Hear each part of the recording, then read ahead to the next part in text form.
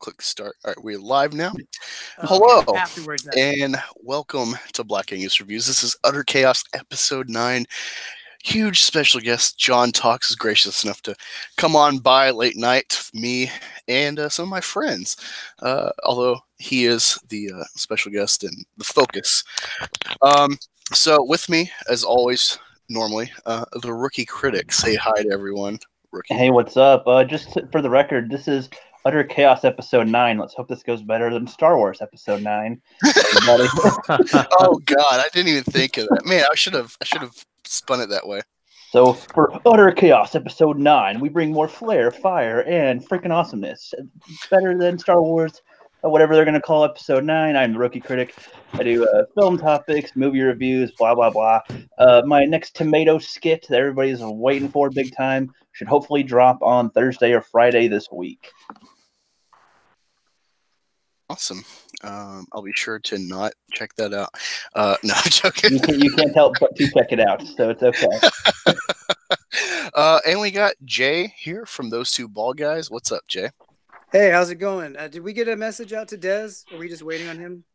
Yeah, I'm waiting on him. I sent him. You said that one bald guy, with Dez, right? Yeah. Yeah, I sent it to him. Okay. Well, I'll just introduce me then. I'm Jay. Dez will hopefully join us here pretty soon. We're Those Two Bald Guys. We have a review show called On the Couch where we just have fun talking movies and TV with no political spin.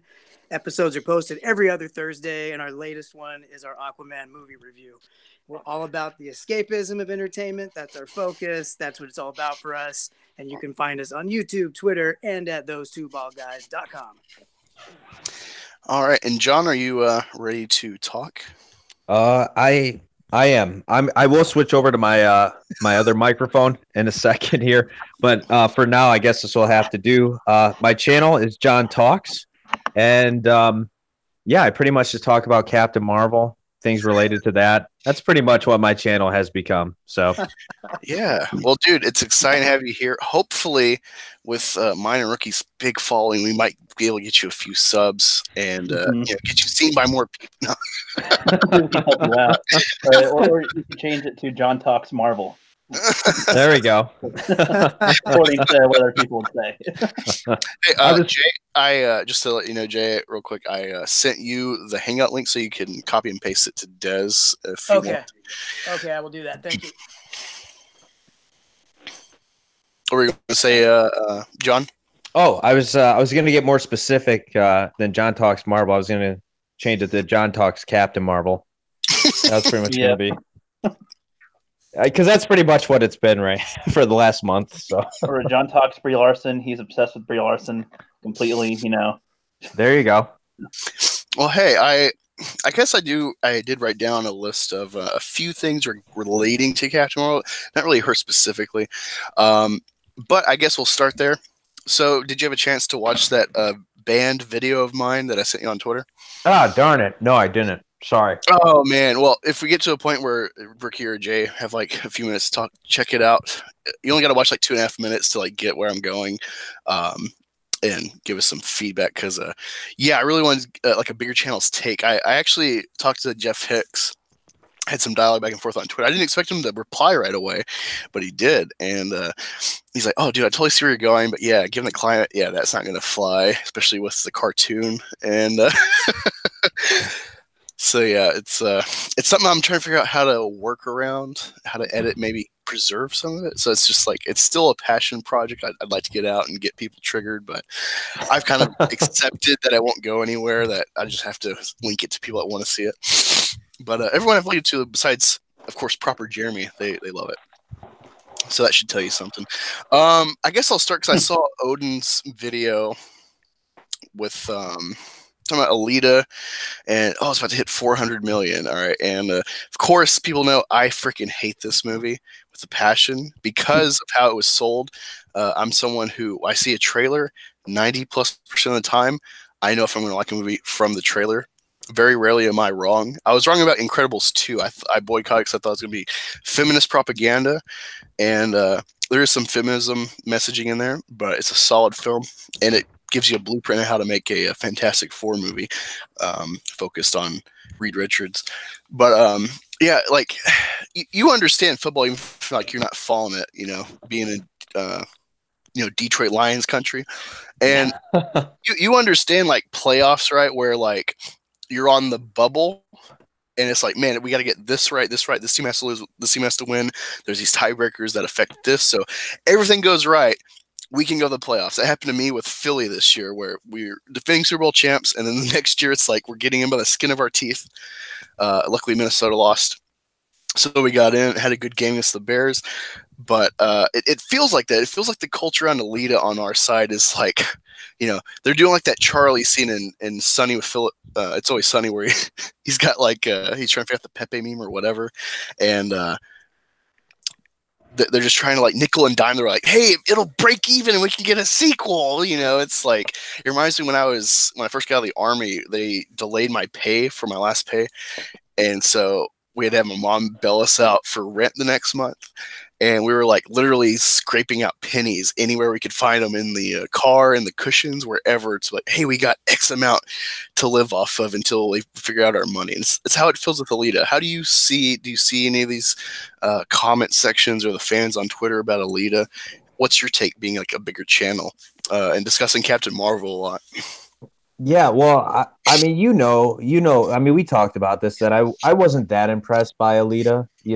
I thought it was all right, but it wasn't anything extraordinary. But there was a lot of people, especially in this community, really enjoyed it, really liked it. It just had, I don't know, to me, it had some issues. The editing, I wouldn't be surprised if there was like chunks of this movie just cut out to shorten the runtime. And Definitely. yeah, it had its issues, but I get where people are coming from. I am glad that there isn't any like SJW politics in there. It does feel like a throwback type of movie. Feels like something, I don't know, a little old school. I like the violence. But yeah, it wasn't, I don't know, it wasn't as good as I thought people were making it out to be. So that's my thing. And I guess, do I think that people are probably clinging on to it and hoping that it, it's barely gonna, at least break even and we'll get a sequel. Are we holding on to this movie too much? I don't know. I mean, I know I'm not, well, at least not on my channel, have been following it, People are clinging to it. Definitely. Yeah. So. Yeah. It's like 7 out of 10 for me. Yeah. That's not bad. Yeah, I mean, and that's, and I get it. Like, I get why people are. It just wasn't like, I didn't hate the movie. Definitely didn't hate it, but I just didn't think it was as good as people were making out to be. And if it doesn't get a sequel, I'm not gonna, I know I'm probably gonna get a little flack for that, but I'm just, it's not gonna be a big loss for me. So I'm just imagining John reenacting that scene of like someone littering on the road, and they like cut to like the Indian with a tear running down his face. No, lead a sequel in the tear. Yeah, because of the culture around this movie on our side, I feel like this is our SJW moment where everyone's like, Alita, I paid for a woman. I don't hate women. It's like you're playing the same game as the SJWs that we're hating, that we're trying to say we don't need to do this stuff, quit pushing this stuff. It feels very much like Ghostbusters 2016 to me, where they're just like rallying around this thing, and it's like, you gotta see this, and something's wrong with you if you don't want to support this and stuff, and like they're just boosting it. And I feel like there's going to be some of that. I think there is way more anticipation for it, but I feel like our side's going to kind of do that again with Shazam. You've already seen, I'm sure you saw lots of people say like, oh yeah, I'm going to pay for the real Captain Marvel with Shazam and stuff. It's just like, dude, just like judge the movie on its thing. Like, I'm not seeing it because I don't like Zachary Levi, and it doesn't look appealing to me, but I don't know. Like, at some point we're being just as political by pushing like, it's not political, so it's great, yippee. And it's like, judge the entire movie, not just if there's a messaging with it or something. And that's where I get irritated a lot. Yeah, we got Dez in here from those Duval guys. Let's get him, have everyone say hi to him, and him tell us a little bit about his half of the channel of those Duval guys. What's going on, man? My half of the channel is just, the right side of the couch, I guess. It's the sexy side. Yeah, we just keep them there on the couch and that stay there. That's all you need to do. We're good. Yeah, and I'm good at it. That's true. Awesome. Yeah, I haven't had a chance to check out y'all's Aquaman review, but I'm excited to see. I like how you keep stuff under about 30 minutes, and y'all have a lot of good nuggets without ever oversaturating and not really spoiling too much of the movie.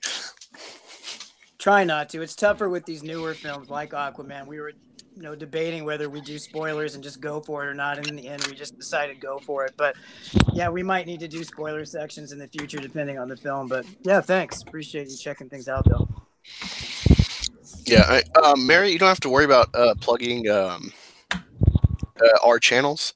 We have everyone is in the description. John's at the top, and then Ricky, of course, and those two bald guys are in the description for Fandom Collective channels. But if you want to keep, plugging the Teespring store, go right ahead. I need some more sales.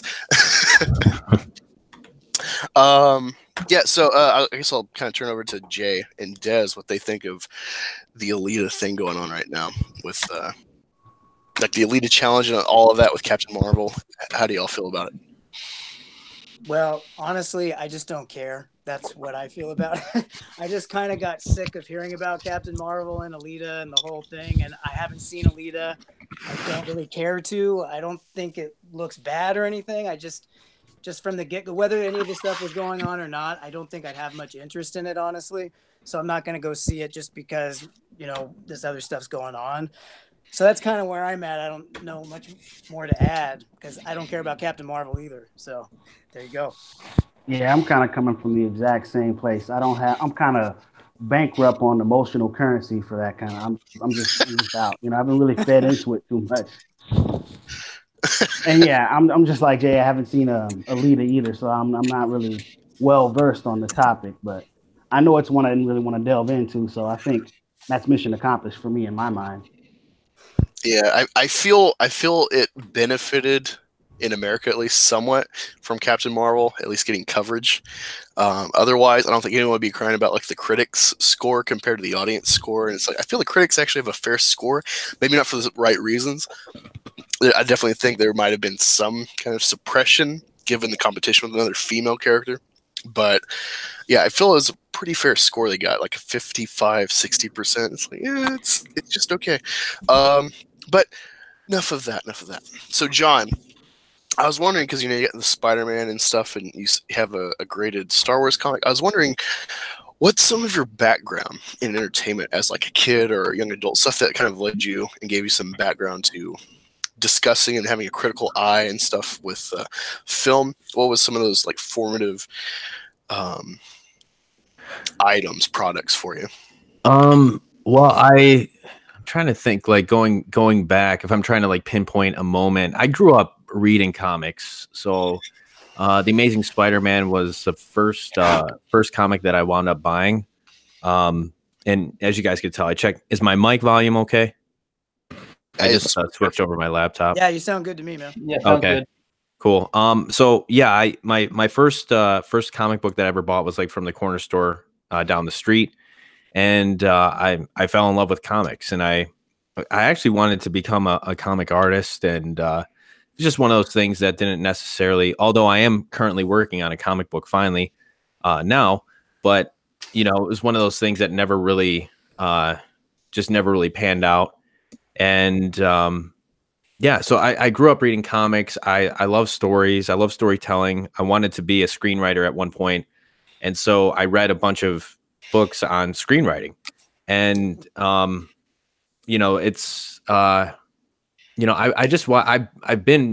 pretty much exposed myself to a lot of films, a lot of different movies, a lot of different genres.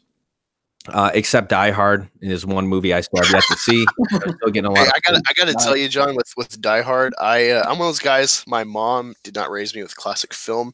I only was exposed to Star Wars because of her boyfriend at the time and son.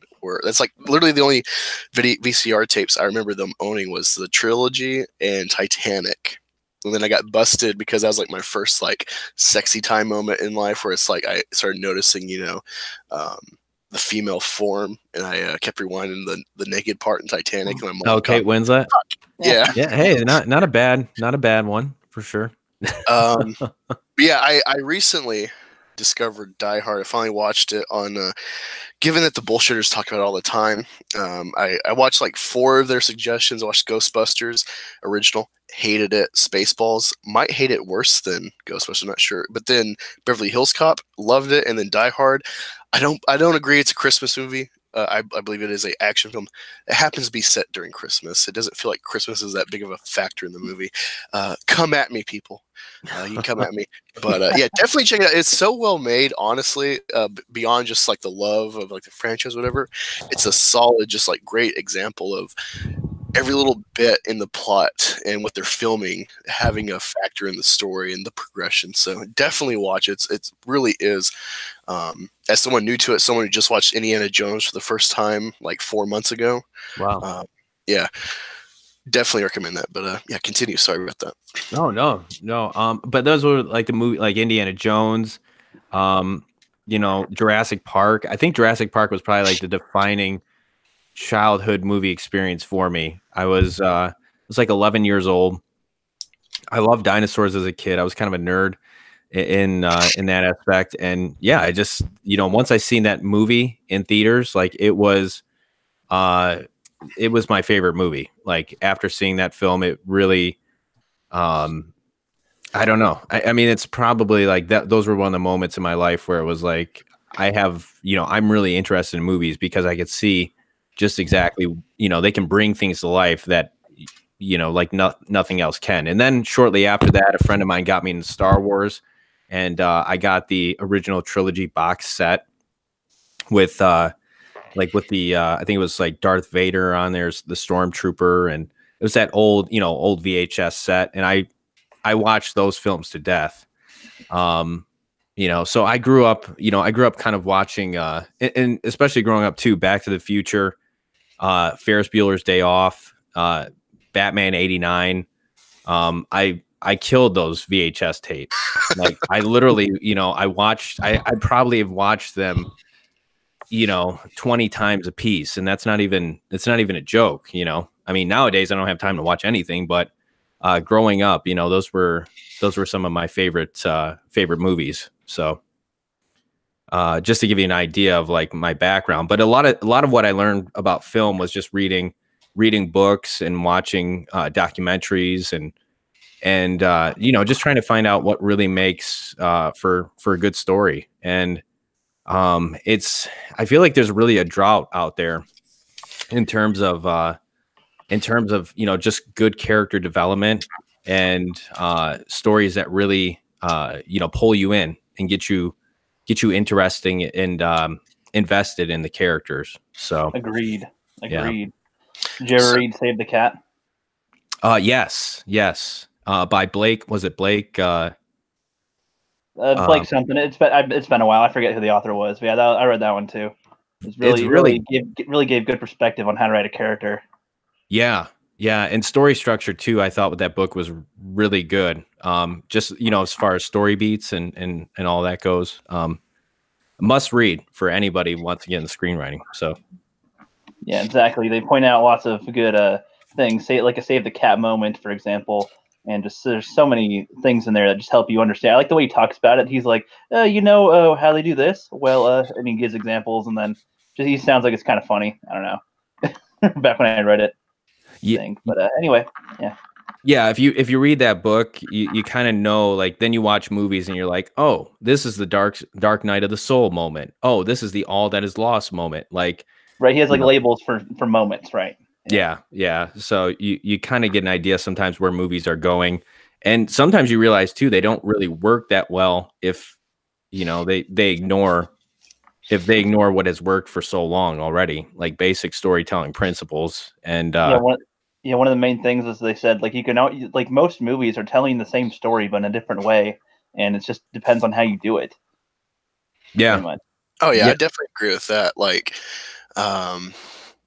I don't know. You notice in music when you start getting into music and like backtracking who inspired who. So like clearly, I'm a huge AC/DC fan, and then I read like the inserts in the CDs, and then I'm like, oh, who's this? Who's this?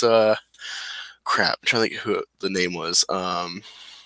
He had the square guitar in the 50s. He was like, kind of the inspiration behind ZZ Top.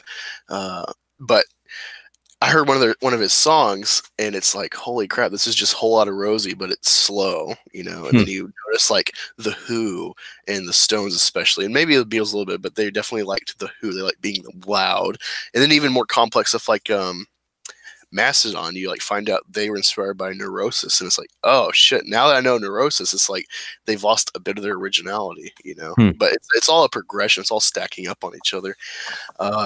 It's just how you deliver, really. Like, there's no real unique stories, no matter how long lost they are before someone makes the new hit. It's like it's always been there, probably. You know, well, there's like the chosen one stories have been done a dime a dozen, but all done so differently. Harry Potter, Star Wars, all these other ones, all execution. Yeah, Barbara Jeremy, he cleared up Bo Diddley. That was, I knew it was something kind of peculiar. Yeah, Bo Diddley. He was a 50s electric, I'd say Chicago's blues act. He had a very odd guitar, square. Old school rock and roll blues stuff. I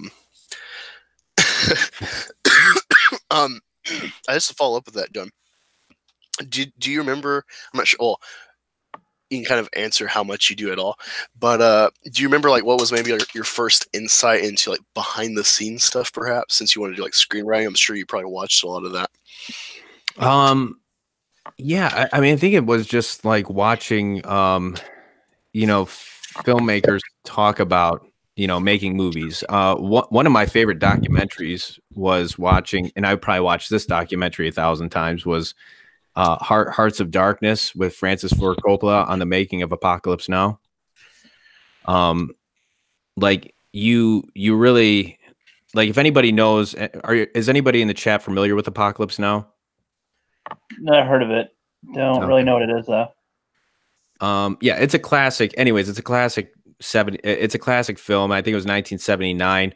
The documentary didn't come out till 1991, but basically, it chronicled how much of a pain in the ass this movie was to make, and it went over budget. The schedule.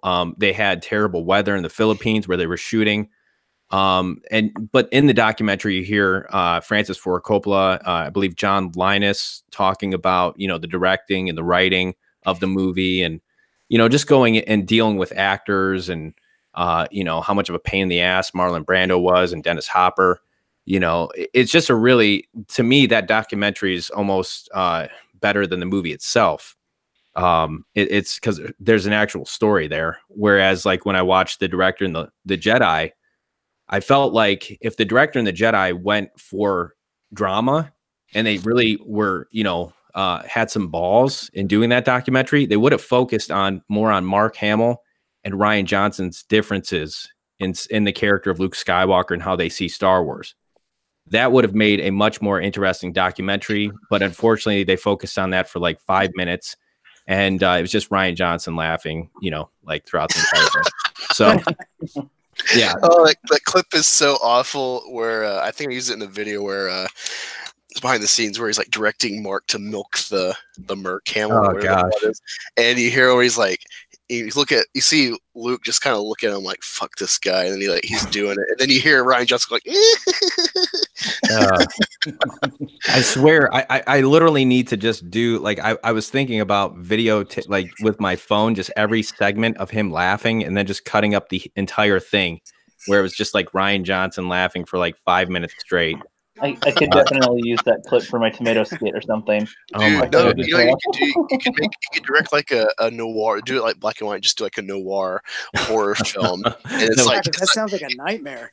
It's Hitchcockian, where like, you don't show the villain or whatever it is coming at you for a while, but it's like it's menacing. You're focused on the sound. It's like, God, this sounds scary. I could slow down his laugh. So yeah, he's just got one of those. Oh man, it's just one of the most annoying laughs ever. The definition of soy laugh. Yeah. That's what's unfortunate about Red Letter Media is I love those guys, and Rich is hilarious, got great insight, but he's got an awful laugh that No, you got to be I in the love best the mood laugh. for. No, I like it. It's fun, especially when it's like laughing hysterically at like Disney shit, but or like Captain Marvel and shit. But yeah, at certain times, just like, oh god, like I'll have to check this out later because that laugh, I can only take so much.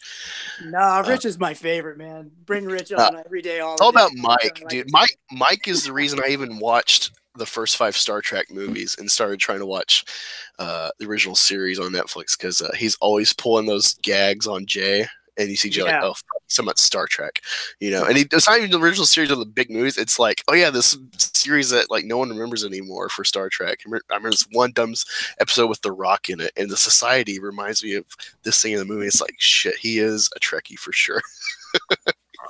But because Last Jedi sucked so bad, I was like in this movie void, and I worked at a movie store at the time, so it's like, oh shit, you know, I got the like 10 movie series. I'll check it out and give them a watch. See if the Wrath of Khan's what they say it is, you know. And I think that's the weakest Star Trek movie so far, in my opinion, out of the first 5.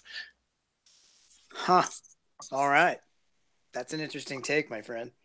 Well, because I like the crazy plots, the crazy kind of dilemmas they get in, and then it's like Khan is just like, it's like Star Wars happened, and then their first movie wasn't that big of a success and didn't like wow people. So it's like, oh, let's just totally change pace and try to play the market instead of being what Star Trek is. And so I see that, and I'm like, this is weak. This is them caving to popularity. I know the plot is based off of the show, but it's just, I love 4. I love the Doctor Who type of just wacky plot. Do you watch Star Trek at all, John? No, I don't. No, I don't. That's why I'm like completely letting you guys have this conversation. Yeah, I'm not. I seen J.J. Abrams most of his first film, the remake, but I've been told that's not even really Star Trek, anyways. So, yeah, well, I was going to ask you before, like, you know, I'll keep this in mind before we continue. Next question I'm going to ask before I forget. Think for a moment what you started looking into, what you started watching, like the movie what I talked about with Last Jedi. Like, did you have that, or were you just like at a loss to what to watch, or did you start investigating? That'll be like a question. So I think Jay was about to say something though with the Star Trek thing. No, that's fine. No worries. Oh, okay. Well, yeah, you can carry on with that question then, John. you mean as far as, so you were saying what about The Last Jedi? So yeah, so for me, The Last Jedi was such a void. Along with there was almost nothing out in theaters for like 2 or 3 months that was enticing after that event. So it was like I was just stuck in movie hell of like, fuck, like I don't know what to watch. Like I don't want to watch Star Wars because this movie just like tainted it, at least for a duration of time where I didn't want to watch anything Star Wars, and I was just stuck trying to figure out like, what do I watch? Luckily I put the time in to go to the library and find stuff and request stuff that my library doesn't have when I'm investigating suggestions or kind of forgotten films that are maybe important, like Criterion's, or just classics I haven't seen, like say Die Hard, for instance. I just wonder if you had that effect after you saw Last Jedi. Same for the rest of the panel.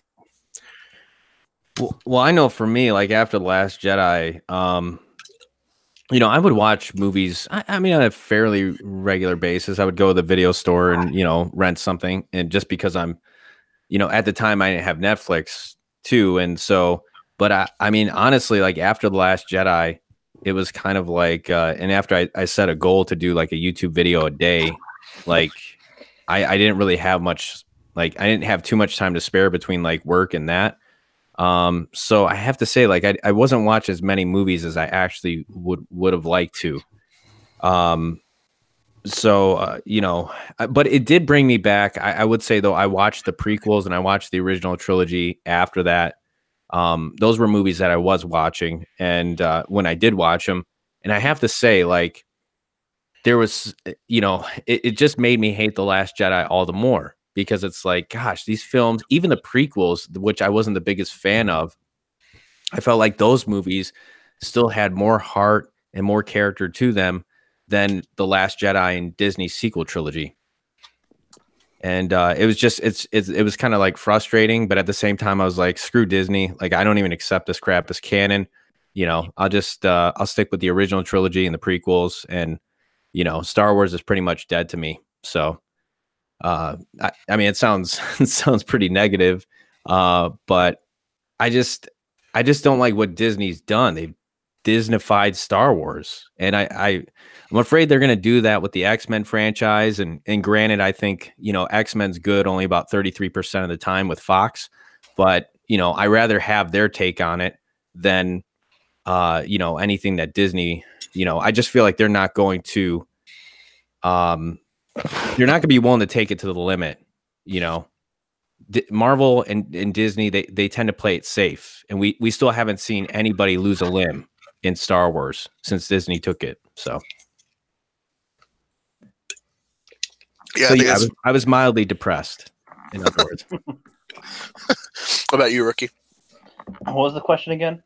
I was just asking if he had a movie void, or if it caused him to start investigating new films or new series or anything, or comic. You know, it could be comics or books too. It doesn't have to be just film. Entertainment, I guess, is the best way to put it. No, not really. If anything, it kind of made me more sure that learning about film is a good thing, so I don't make a Last Jedi in my life.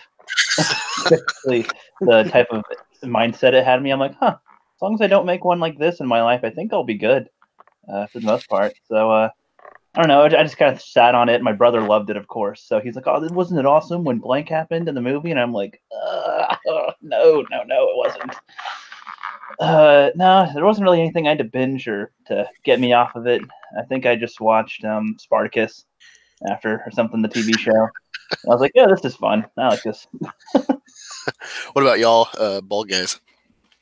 Well, for me, I mean, I was really excited about Last Jedi, and it really let me down. And so I had already quit Star Wars once after the prequels for 10 years. And so when Disney took over, I was pretty excited about it coming back again, and new eyes and fresh take and all that stuff. And then Last Jedi, I was so pissed for so long. And then after I got over that, I just went, you know what? I'm good. I'm good with my original trilogy. I don't like the prequels. I don't like the sequels. I'm good.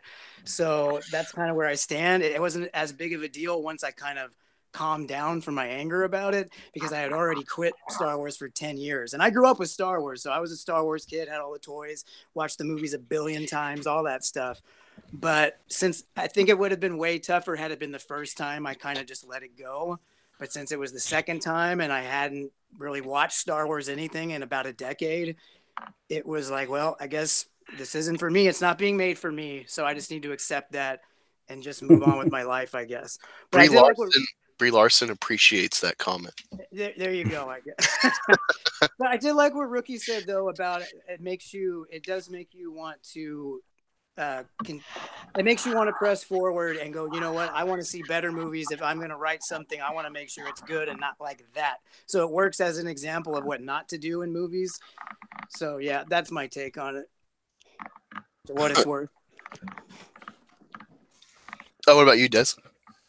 Well, full disclosure, I'm not really versed in the Star Wars lore there too much, so I've just been kind of content with living vicariously through Jay as the events transpire in real time. You mean vicariously? What? Yeah. Vicariously? Yeah, that. There you go. Okay. He's heard me rant quite a few times, probably, about Star Wars over the months. Yeah, not so much in anymore, but definitely back last summer and stuff. He's heard me go off about Last Jedi probably more times than he deserves to hear. Yeah, or would want to, hear. No, it was always interesting. Well, I got that, I guess. I guess I just wasn't as attached, so I didn't have the emotional connection with it. But yeah, it was interesting listening to the rant sessions. Yeah, I don't know. It's definitely. I remember when the buyout happened. I was in medic training, and my roommate was also in my class because I point that because it's kind of weird. So they split you up by name, so it's like A to Z in your company, but then they cut the teams up, I guess by number. So some people on me and their roommate wouldn't be in their class, even though your roommate is based off of name. But yeah, my roommate, he was a real SJW. He's a male feminist. But I actually understand his perspective. He had a girl that was his friend have traumatic shit happen to him at young in life. So it's like I give him a pass on the male feminist and the SJW stuff. But he was so excited. I didn't really have a thought. I was just like kind of happy, like, oh well, Star Wars is going to be back, I guess. But it was already there with the Clone Wars, so it wasn't like I guess I didn't think, oh, it's going to be back. It's just we might get movies now, I guess is how I took it. Didn't think about like Disney making a theme parks or anything, nothing of that. But it was like, I didn't have a angry position against Disney. I didn't know a lot of the history of some of their weird stuff, like the Lion King and was it Kimba the White Lion, like obvious kind of plagiarism arguments and stuff, and subliminal messaging and whatnot that people argue about Disney. I know that was going through my head. I loved film. I appreciate film, but I didn't have a critical mind yet. And so this guy actually exposed me to film criticism. He actually was my first awareness of nostalgia critic, even though I didn't know who it was at the time. So it's like, oh, of course, yeah. When I found out who nostalgia critic was, like, yeah, screw that guy. But it's weird, where we've gone in 7 years, where it's like, yay, we're gonna get Star Wars movies. And now it's just like, can we just not? Can you just quit? We're begging for it to end. Please stop. Yeah. We're all Palpatine. Please don't. I seen that comment in my comment section when you said that, and I was just cracking up to myself. Because so a lot of times I try to listen to at least a good 50% of a video before I comment, but I saw your title, and so that comment was just set the title alone, and then I watched about 2 minutes. And you're like, oh yeah, well this is a clickbait article, so I'm clickbaiting you, and I saw, oh yeah, this is about the whole Brie Larson directorial debut, I think, and it's like, yeah, fuck that.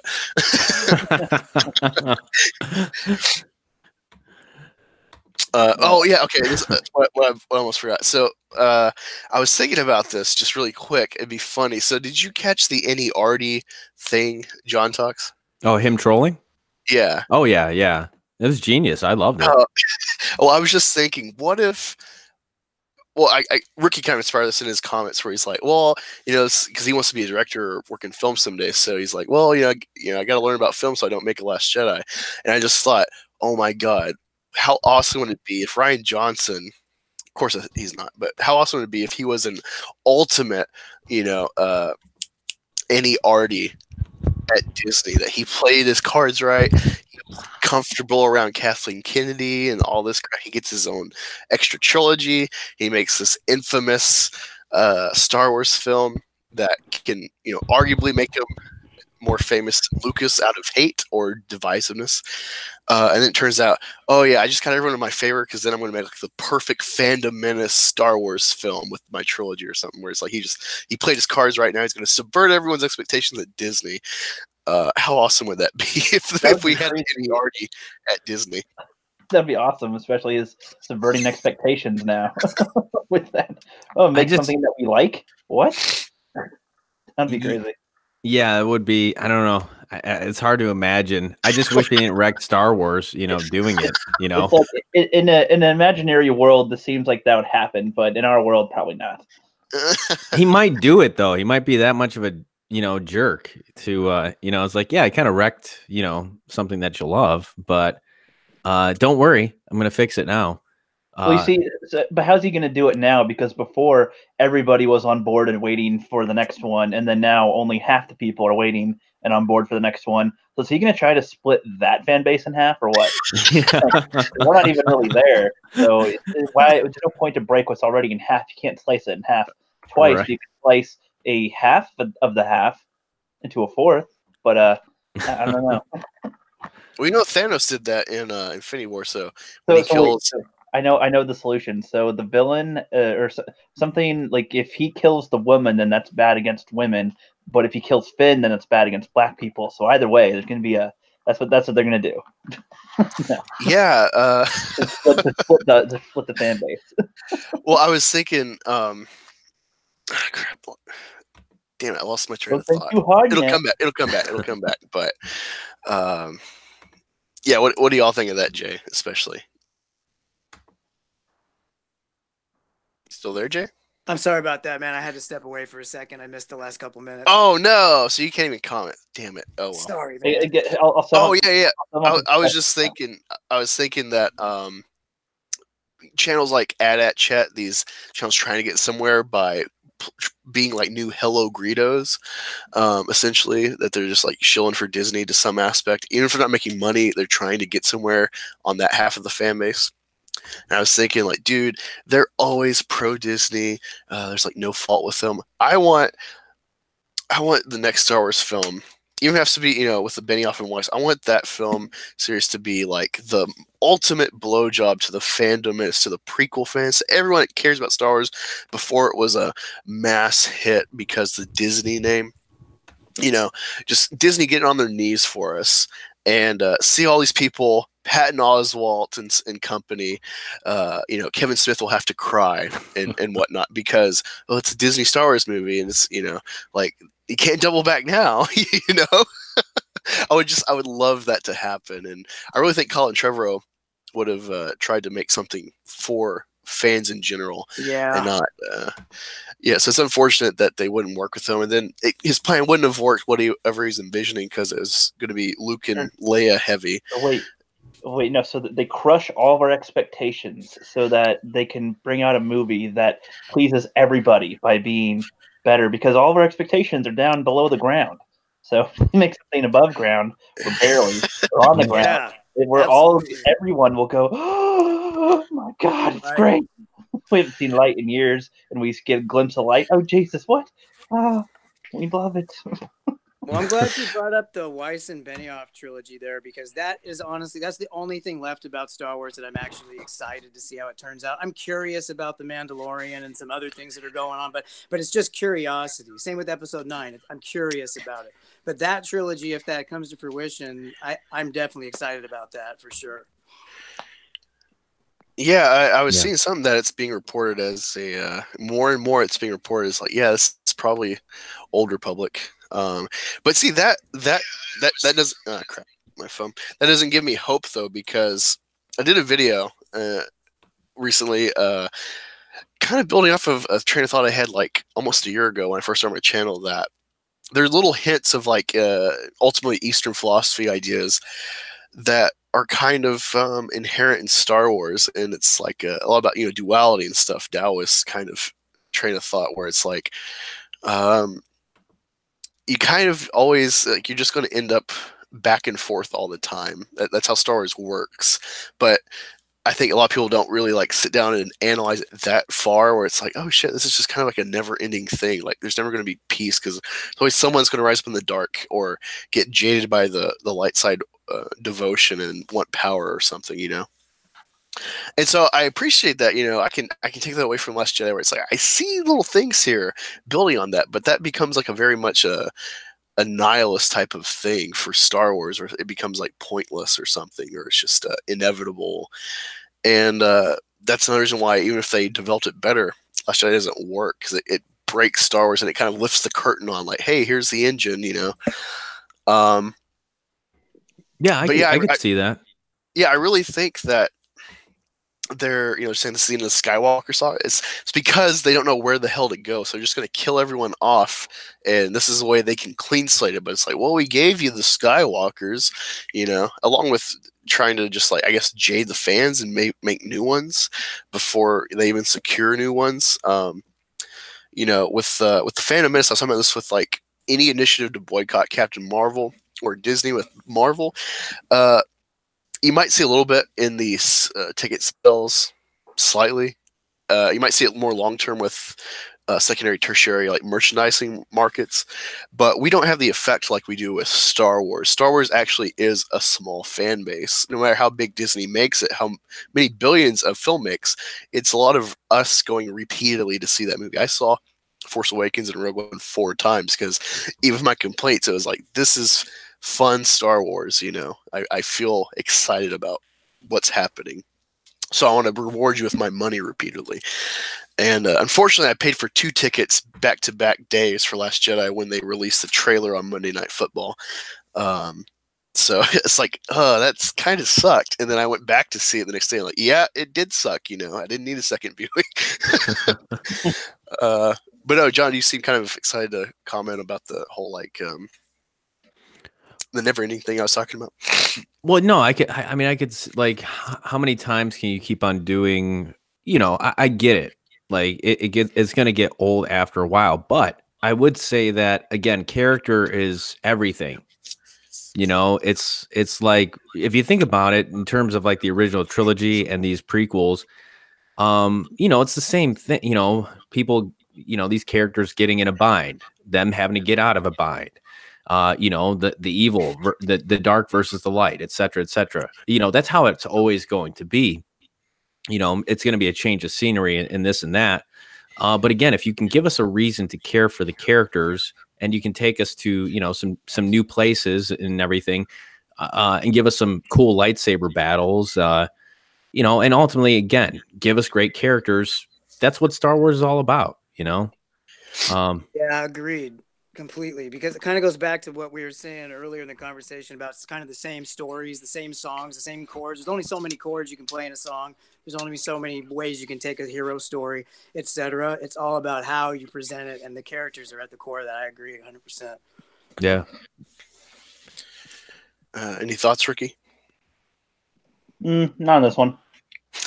It's hard for him because he loves The Last Jedi. He loves talking about it. So, you know, trying to contain that from Ricky Critic is just it takes a lot out of him. That's so adorable. No, he's pulling my chain, guys. Because there's so many streams.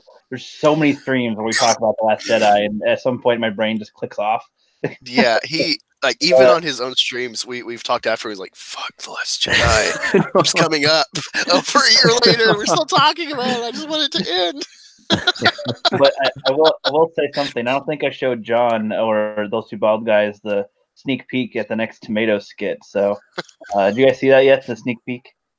No, is it out there? I've been able to watch videos for a couple days now. I've been just crammed busy, but yeah, anything with the tomatoes, I'm down to see for sure. Well, I can show you right now, right here, because it's just pictures. Oh, I don't have any. I don't have any video up yet for it. You guys see my screen? You guys see my screen? Okay. Okay. Yeah. Yeah.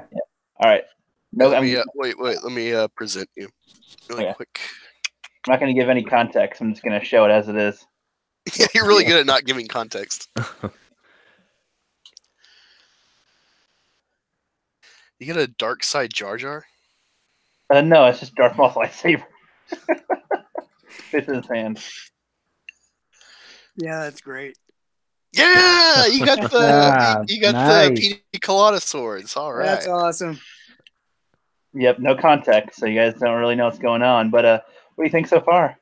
It's still great though, even without context. Yeah, it's fun. Yeah, dude, you know what you could do? You could build a Tomatoes universe with Bob the Tomato from VeggieTales.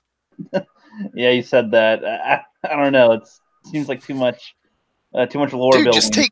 Just take random clips of Bob the Tomato and make it apply to, like, somehow make it spin where it's like him replying or commenting on, like him saying like, "Man, we need to do something about God, Larry," and then it's like, "Oh yeah, John talks clip about the tomato meter or something." No context, or it doesn't make sense, but you know, it can be funny making fun of at least the new VeggieTales. They're I don't think I can afford to keep on buying tomatoes every week.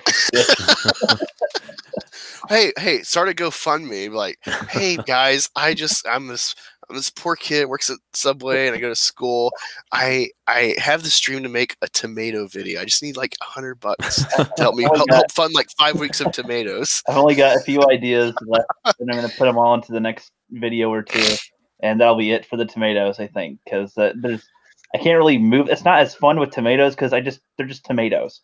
It's like it's all in the editing that makes it fun, but it's like that's supposed to be tedious for me. I'd rather do my other skits like the Rookies Test, to be honest. But I'll do these two. Pump out 2 more.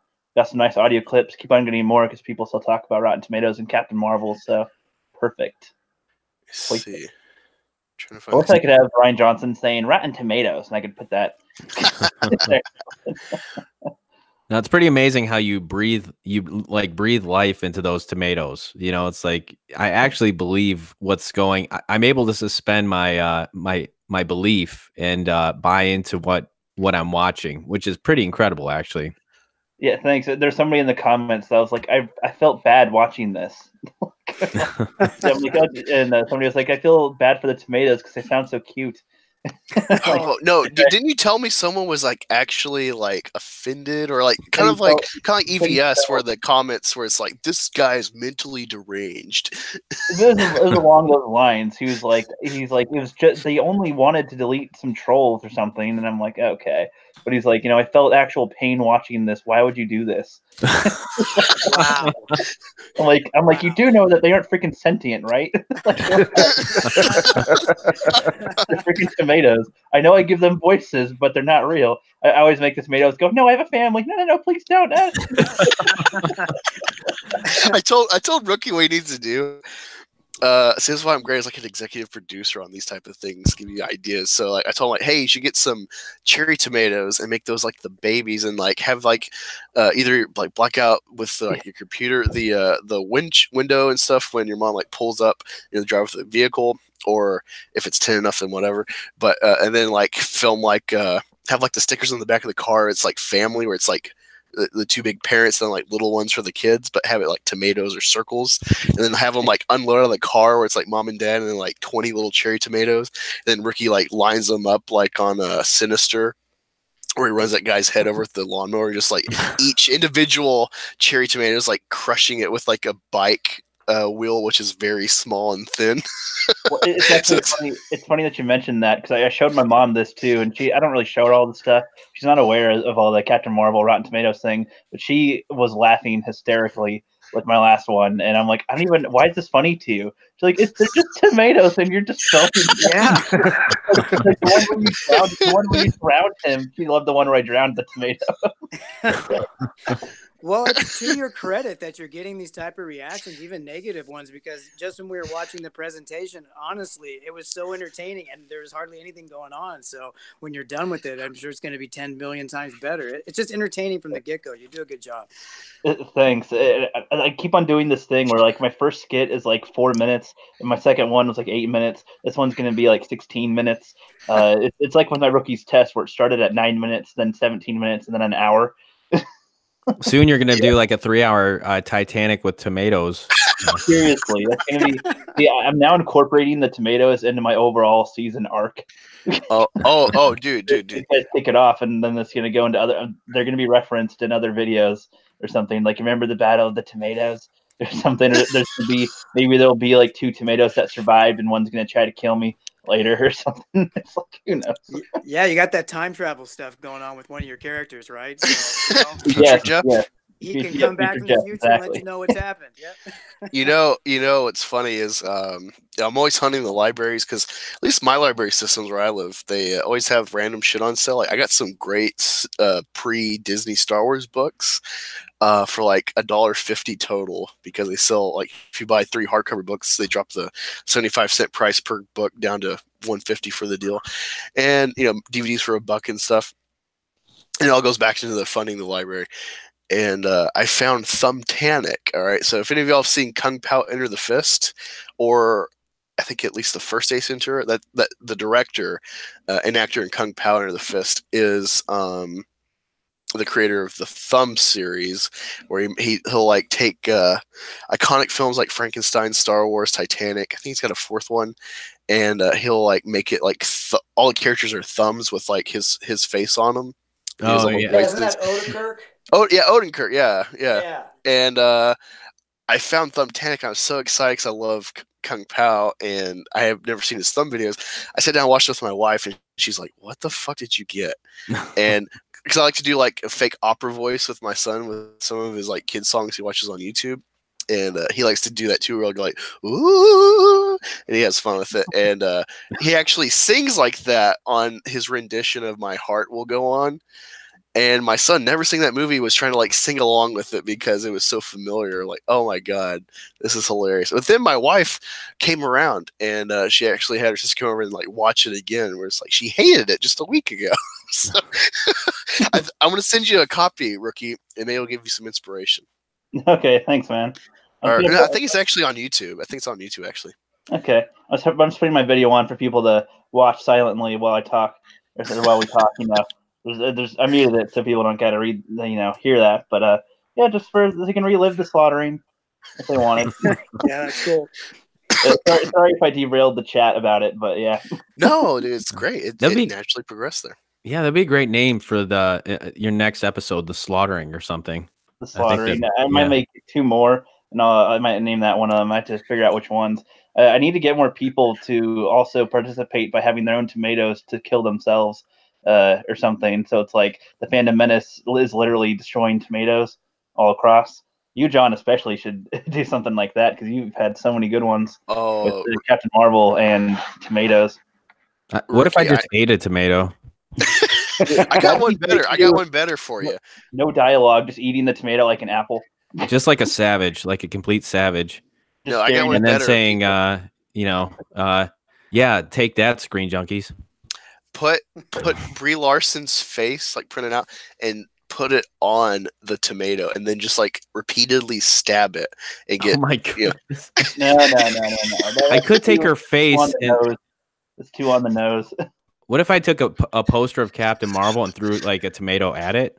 That'd be funny. I don't have a poster. I was gonna get a whole Captain Marvel doll, but I don't really want to buy that in a store and be like, yeah, so I'm getting a Captain Marvel doll. Okay, that's weird. No.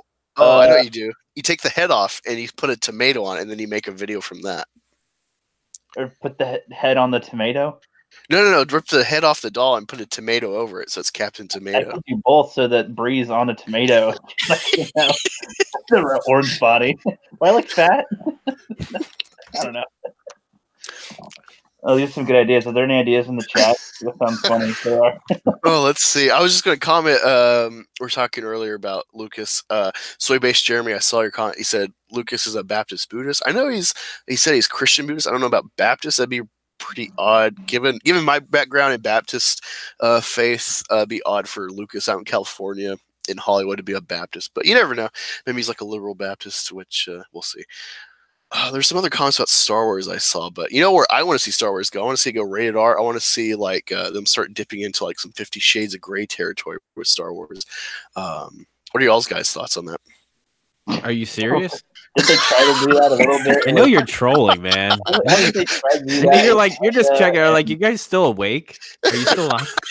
No, dude, John. I don't know if you know this, but for a while, thanks to Shellback, Hallmark Channel, Jeremy inspiring the name, our chat, especially on my channel, like always devolved to like brothel talk, Star Wars brothel talk. He coined that phrase, and I just ran with it. And we were talking the other day about L3 and stuff, and it just got hilarious. I'll have to like snip that piece out of the stream and just make that a highlight video, like Josiah Rises is doing. Yeah, you could do. Not a bad idea at all. But no, I really would like to see Star Wars get like maybe like side projects like Spawn, like the cartoons, where it's like my dad let me get Spawn from like Hastings, which is kind of like a Blockbuster chain in Southwest, like Oklahoma, Texas, and stuff.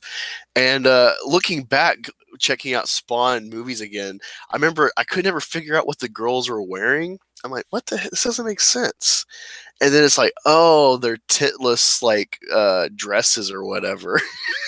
It's like, oh, no, you know, when you're a kid, you don't know everything, so you don't have the right perception. You can't understand what you're looking at.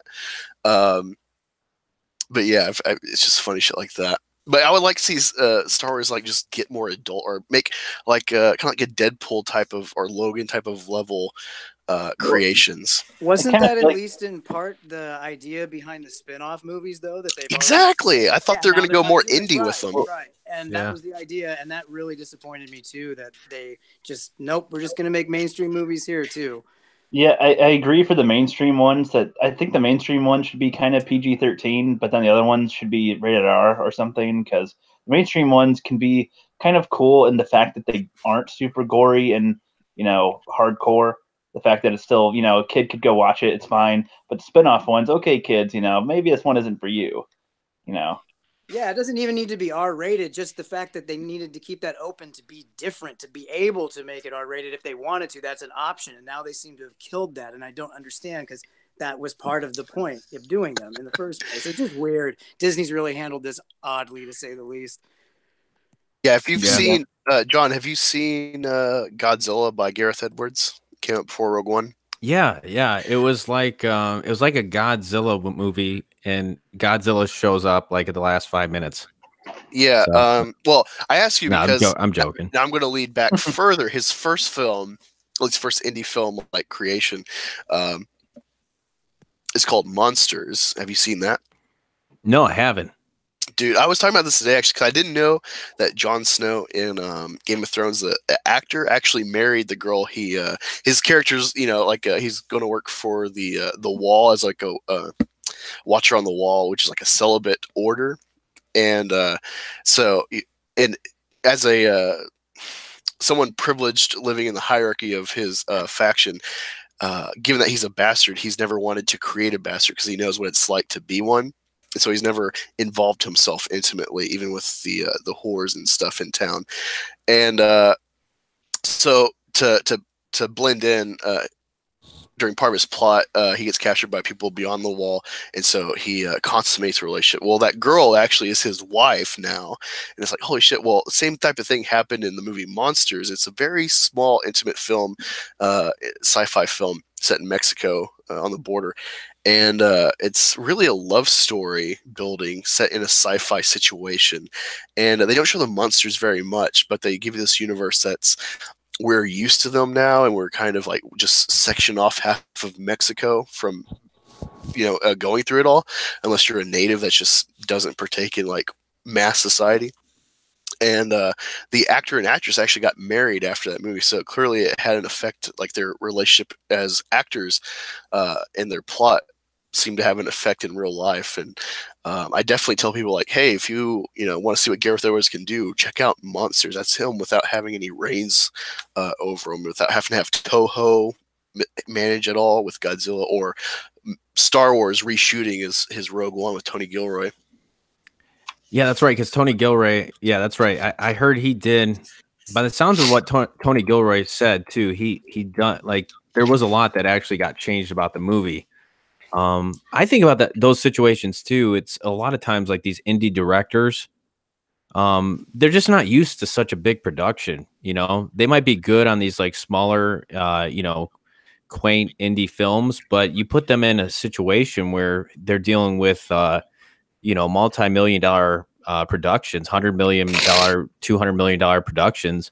It's a big change, and I'm not surprised when you hear about them having to go and do reshoots, and to me it's almost like you're kind of now. Granted, Garrett, he did do Godzilla before that, but yeah, no, I have no doubt like that he's a good director. I mean, obviously he wouldn't get those jobs if he wasn't. Yeah, it was disappointing too, because like looking into some of the lead up stuff, I think I'm not sure if it was off the Rogue One DVD or if it was like leading up to it before the film was released in theater. But Doug Chiang, the guy, it was key in design way back during the prequels, and he's so knowledgeable about all the concept art. Like they make so much stuff based off of like, look at McQuarrie. Like, how do we build Star Wars? Is that we go back to the roots in McQuarrie. So this guy has great knowledge, and he's done great work since Phantom Menace at least. And he's still with Lucasfilm. And it's so sad. It's kind of like Pablo Hidalgo to me, where it's like people talk about Pablo, especially EVS, but I see Doug Chiang as kind of one of those guys that's like just riding the fence to keep his job or something, which is sad. But there was a lot of excitement with Rogue One. And I remember seeing that first trailer they released that was like you can only find the trailer initially from like people leaking it from the convention or whatever, where they showed a sneak peek of like Rogue One coming in 2016 or whatever. And you see like a forest planet and TIE fighters, and all of a sudden you look up and it's the Death Star. Like, oh my God, this looks amazing. And given his background, like, yeah, he did Godzilla with a new take. He did Monsters. I can't wait to see him do a war movie in Star Wars. And they tell, it's like, it's not Disney enough. It doesn't fit our brand. It's like, fuck, this is another kink in the armor where, like something isn't right here at Disney. And then you get The Last Jedi. Yeah, I feel you, but I think I have a response for that for you in just a sec. Thanks to Brioche and us tomatoes. Oh, man. Thanks, Angus. You'll get it a lot more, John, when you watch that video I sent you the link. Okay, I actually started watching it a little bit. And I gotta say, I could see exactly why you got it taken down. I'm like, oh my goodness, there's no way that's not getting taken down. All right, well, think of this, John. Okay, I got the cartoon that's in it from YouTube, so I'm thinking I'm covered. I'm just manipulating what's already on the web and on YouTube, so I thought I was covered. And also, I was thinking maybe the whole using the blast from the past was like, oh, my lucky stars, a Negro, in the context I use it in, perhaps. But it's all to like undercut Brie and talk about the bigotry of low expectations that her side embodies in Hollywood. It's like, we need a minimum of like, we need at least 3 black people and 3 women and whatever else on these panels to question people. It's like, I don't know. It gets political because it makes me think of when Obama put up Sotomayor for the what do you call it? The Supreme Court. Yeah, Supreme Court. She had a case where she essentially sided with, I think it was like a affirmative action type case or something like it, where essentially the argument was like, do we hire the best firefighters or do we push affirmative action and have like a mandate for race? It's like, let's get less qualified minorities to be firefighters and save people. It's like, this is where it gets crazy and wacky, and you see everything wrong with affirmative action. Me saying this as a minority. So it's like, this has been around for a while. It's just now really getting into pop culture and stuff. And I guess it actually kind of segues. John, where do you see, looking back, if you can pinpoint, besides, I guess, the hallmark moment of Ghostbusters 2016 being at least the big, like, aha, do you see any time before that was like a sign of what was to come now with pop culture and Solo, Rotten Tomatoes, Panda Lando, everything weird we've gotten the last few years? Well, I think I think these things, and you making me try to remember stuff. I mean, it's kind of hard for me to do sometimes, but I think all this stuff that's like seeped into our pop culture came from, all our entertainment has come out of the culture, and certain things that have transpired. I think to make, everybody a little more on edge and a little more sensitive. And I don't, it's tough to say. It's funny though. I'll watch movies, from like 10, 15 years ago. And I'm thinking like, they would never make movies like this now. They would never have said anything like that now, because that's so politically incorrect. Right. I'm trying to remember though, like in terms of pop culture, if there's, I'm saying like, as far as Ghostbusters 16 or prior to that, I guess that was kind of like maybe a watershed moment, or I don't know what you would want to call it, where I'm trying to think if there's ever been a time where the media, again, too, has kind of like stuck up for a movie. I mean, they've done it a lot more since then, especially like I think The Last Jedi has been a very defended movie. And then, of course, Captain Marvel has been notoriously defended like no other movie I've ever seen in my life. But yeah, I would say in terms of entertainment, it's got to go back to I would say Ghostbusters 16. But if anybody's got any other, things that they could point out, I'd love to hear them. Well, it was in the culture. I can't think of anything specific. I mean, I think Ghostbusters 2016 is probably a good marker, but it was definitely, as you said, it was in the culture before. It didn't just spring out of nowhere all of a sudden with Ghostbusters. So we were leading up to that, but I think for me anyway, it was hard to see how rapidly it was approaching us until Ghostbusters 2016 came out. And then it's just kind of snowballed, into an avalanche since then, from my perspective anyway. What about you, Jay? Sorry, Des. Oh yeah, I totally agree with what Jay's saying. I think it's kind of always been there. I think Ghostbusters was probably the spotlight that made us all pay attention to it. That's when it got put under the microscope for us to be like, oh hey, look at this shit, So yeah, I totally agree with what Jay was saying. It's probably, I'm gonna go with Ghostbusters 2016 as the landmark.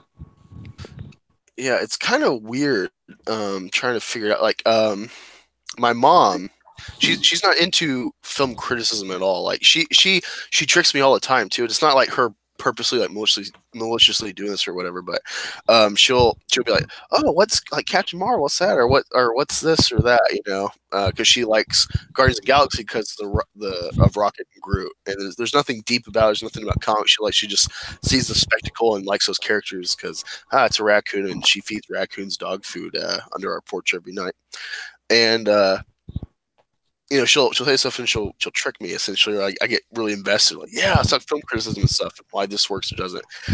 And she loves Breaking Bad, but just for the show. She doesn't care about like what it's really saying or any of that, or why it's great, because it's making you care about this villainous guy repeatedly and throughout the show. And so she follows anything with Walter White, with Bryan Cranston. She's like, oh, he's got a new movie, I gotta see it, you know. So she bought, I think, the Broadway production of his like LBJ play or whatever, and then she's like, oh, Trumbo, you gotta see Trumbo. And I'm like, oh, okay. So I checked it out, and holy shit, that is a movie we need to watch in the Fandom Menace. Totally opposite essentially, but there's a lesson there. I don't know how much it's fictionalized, but Trumbo, okay, he was like a screenwriter in I'd say like the 40s, 50s. He was a communist, right? And this is when McCarthyism was big, when the like over-domineering communist afraid America was led by like the Republican Party and stuff in America. And John Wayne was a big guy with like politics and film kind of being intertwined. On the other end of the spectrum, the way people epitomize Trump in the media, think of that really being a problem back then in the 50s, where it's like suppression of thought, where if you're left-leaning at all, you got to shut up, or you know, you're blacklisted. Right. So Trumbo essentially got blacklisted along with a lot of other people, and so he had to like write under a moniker, or like essentially pass off his scripts to people that were acceptable in the media to create. So I think one of his productions got a Oscar, but he couldn't accept the award. And they like retroactively kind of acknowledged him later, but it was like 10 or more years. But he was a full-on, like, you know, to generalize, he was a libtard for his time. And but no, there's a real lesson there. I feel like we're having the complete swing of the pendulum, like McCarthyism, but with the SJW movement and stuff, where it's like, especially with Captain Marvel and this YouTube algorithm stuff, I really, I'll get into that question later, but I really feel we got to start being willing to compromise going forward. But do y'all see that right now, where it's like something's about to change right now, and there's going to be like a real divide in common sense versus the media? I think it's only going to get wider and wider, this divide. Yeah, because we're too spoiled. I think that's where this all stems from. In the West, we have everything. Everybody has everything now. We have as close to a utopia as you're ever going to get in our imperfect world, pretty much. And now there's nothing left to fight about or complain about, or not really. All the civil rights have pretty much been won, thankfully. But now there's nothing left to fight for. So there's certain people that always have to be fighting. And I'm not one of those people, so I don't get it. But yeah, there's always somebody, you know, we have to be fighting about something or angry about something all the time, constantly. And I think that's snowballed now, like I said earlier, avalanched into what we're seeing now everywhere. It's just prevalent everywhere. Yeah, it's sad too, because you either have, for the people that feel like they need to fight, it's you either have to make shit up or you have to nitpick petty stuff. And both are tiresome. Yeah. Yeah, I was basically thinking for a while now that this whole thing is just a huge phase, and it'll phase out in a couple of years. I think South Park it's funny. South Park kind of predicted this too. They're like, back when PC was the word, was basically the phrase PC, just PC, politically correct, was the word back then. And they're like, how long did it last time? Oh, I'd say about 6 years, and it's almost at 6-year peak. So who knows? We'll see where we are in a year or two with all this. Well, we're definitely seeing more and more people sick of this happening. Even if they don't necessarily disagree with some of the ideology, they're still sick of being propagandized. And I just want to go enjoy. I want to escape. I want to go see entertainment and not be, scolded and shouted at, basically, and told I'm wrong. So I think we are seeing a bigger divide because there's more people that are just sick and tired of it, no matter how they stand politically. At least that's my perception. Yeah. What about you, John? Well, I think we want to get back to a time where, I don't want to say Reagan's America, but I do think that was an era that seemed to me where we were, we felt united. you know, we all felt like we were, you know, Americans, and we were, you know, I mean, there didn't seem to be this kind of divisive, you know, culture. We It seemed could to have a be, quarrel with our brothers, but not be like at a divide for weeks and months and years on end. yeah, like, I mean, you know, when you look at the landslide too for Reagan, I think it was like something crazy. I think for his like second term, I think it was like 80, you know, maybe 80%, or I mean, he won it. It was a landslide. It wasn't even close. So I mean, people were on the same page, and that was what Reagan. Not to make this political, but you know, I think politics unfortunately do play a part into, you know, how we, you know, how society and everything goes forth. So it's like Reagan, you know, he was able to again reach across the aisle. He was able to again, I think, kind of like make people feel a lot more united and good about this country. Whereas now, you know, it just seems like after that, you know, I mean, Clinton, in a sense, he wasn't nearly as divisive, but I feel like with Barack Obama and I mean, and then the Trump area, I mean, I feel like these last two presidencies have been really taxing in the sense of, you know, the divide being amplified, you know, between we're paying more attention to our differences, and people are just way more sensitive about stuff than ever before. Like it just doesn't take anything for people to, you know, just if there's the slightest hint of red, they will see it, and they will, you know, they'll take to Twitter or whatever over it, you know, and that's just the, unfortunately, that's just the place where we're at. And I don't know. I mean, I want to believe it's just a fad, you know, because if we keep going in this direction, it's, you know, if this snowball only gets bigger, it's not a good thing. I see it like like it's an adrenaline rush of some kind, and adrenaline rushes usually go down at some point. No, So, and that's true. And I like what I'm sorry, Jay. it was Jay, yeah, what he said. It was like we don't have anything left to fight for. And I think there is something within us that, you know, a battle to fight. Like everybody feels like, you know, and unfortunately, you know, I think that's part of it. It's like we are living in the closest thing to a utopia that you could. And you know, I don't know, maybe I like that insight. You know, I never really thought about that, but I think there's something to that. You need a little chaos in order to have something to do, basically. Yeah. Yeah, drama. I mean, drama sells, you know. Yeah. And so Well, I don't know if victimhood. you guys go ahead, Des. Sorry. I was just gonna just saying drama and victimhood, they both sell. Yeah. And I throw social media and the internet in there as well as what helps you know, help polarize this current climate that we're in. Well, I don't know if you guys remember back a few years ago when gay marriage became federal, there was this great celebration online everywhere. I mean, you can look it up now, I'm sure, and find it, where the last civil right, we finally did it. It took way too long. Oh my God. It's the last civil right. And that was great for about a year. And then all of a sudden we got to where we're at now, because like I said, I just feel like it's because nothing's ever good enough. Ever, ever, ever. It's never good enough. No matter what we accomplish, we celebrate it for a second, and then all of a sudden we're back to fighting and complaining. It's really sad. Dude, I got two things to follow with that, dude. So I said this because my mom, you know, she's very conservative with her religion and stuff, and I understand it. And so even though I'm an atheist now, I don't attack religious people, calling them bigots for their things. Like, well, that's part of their holy text. You don't do X, Y, and Z, and you try to keep that from society, even though you can't exactly police those things. You try to make laws to deter it, at the least, to uphold some sort of morality in society. But with gay rights, I told my mom before, like in 2012, before it happened, and not knowing the court case I was building from Ohio, actually, in the Supreme Court with that federal argument on gay marriage, I was like, some lawyer is going to figure out how to actually argue the case and say, hey, this is a civil rights issue. Well, I guess it already was, but they're going to argue it in a way where it's like, you know, you're telling a minority that they can't do something because you don't like it off of religious grounds. It's like, whether you're religious or not, if you're a good Christian and you want to say you're a Christian American, it's like you have to,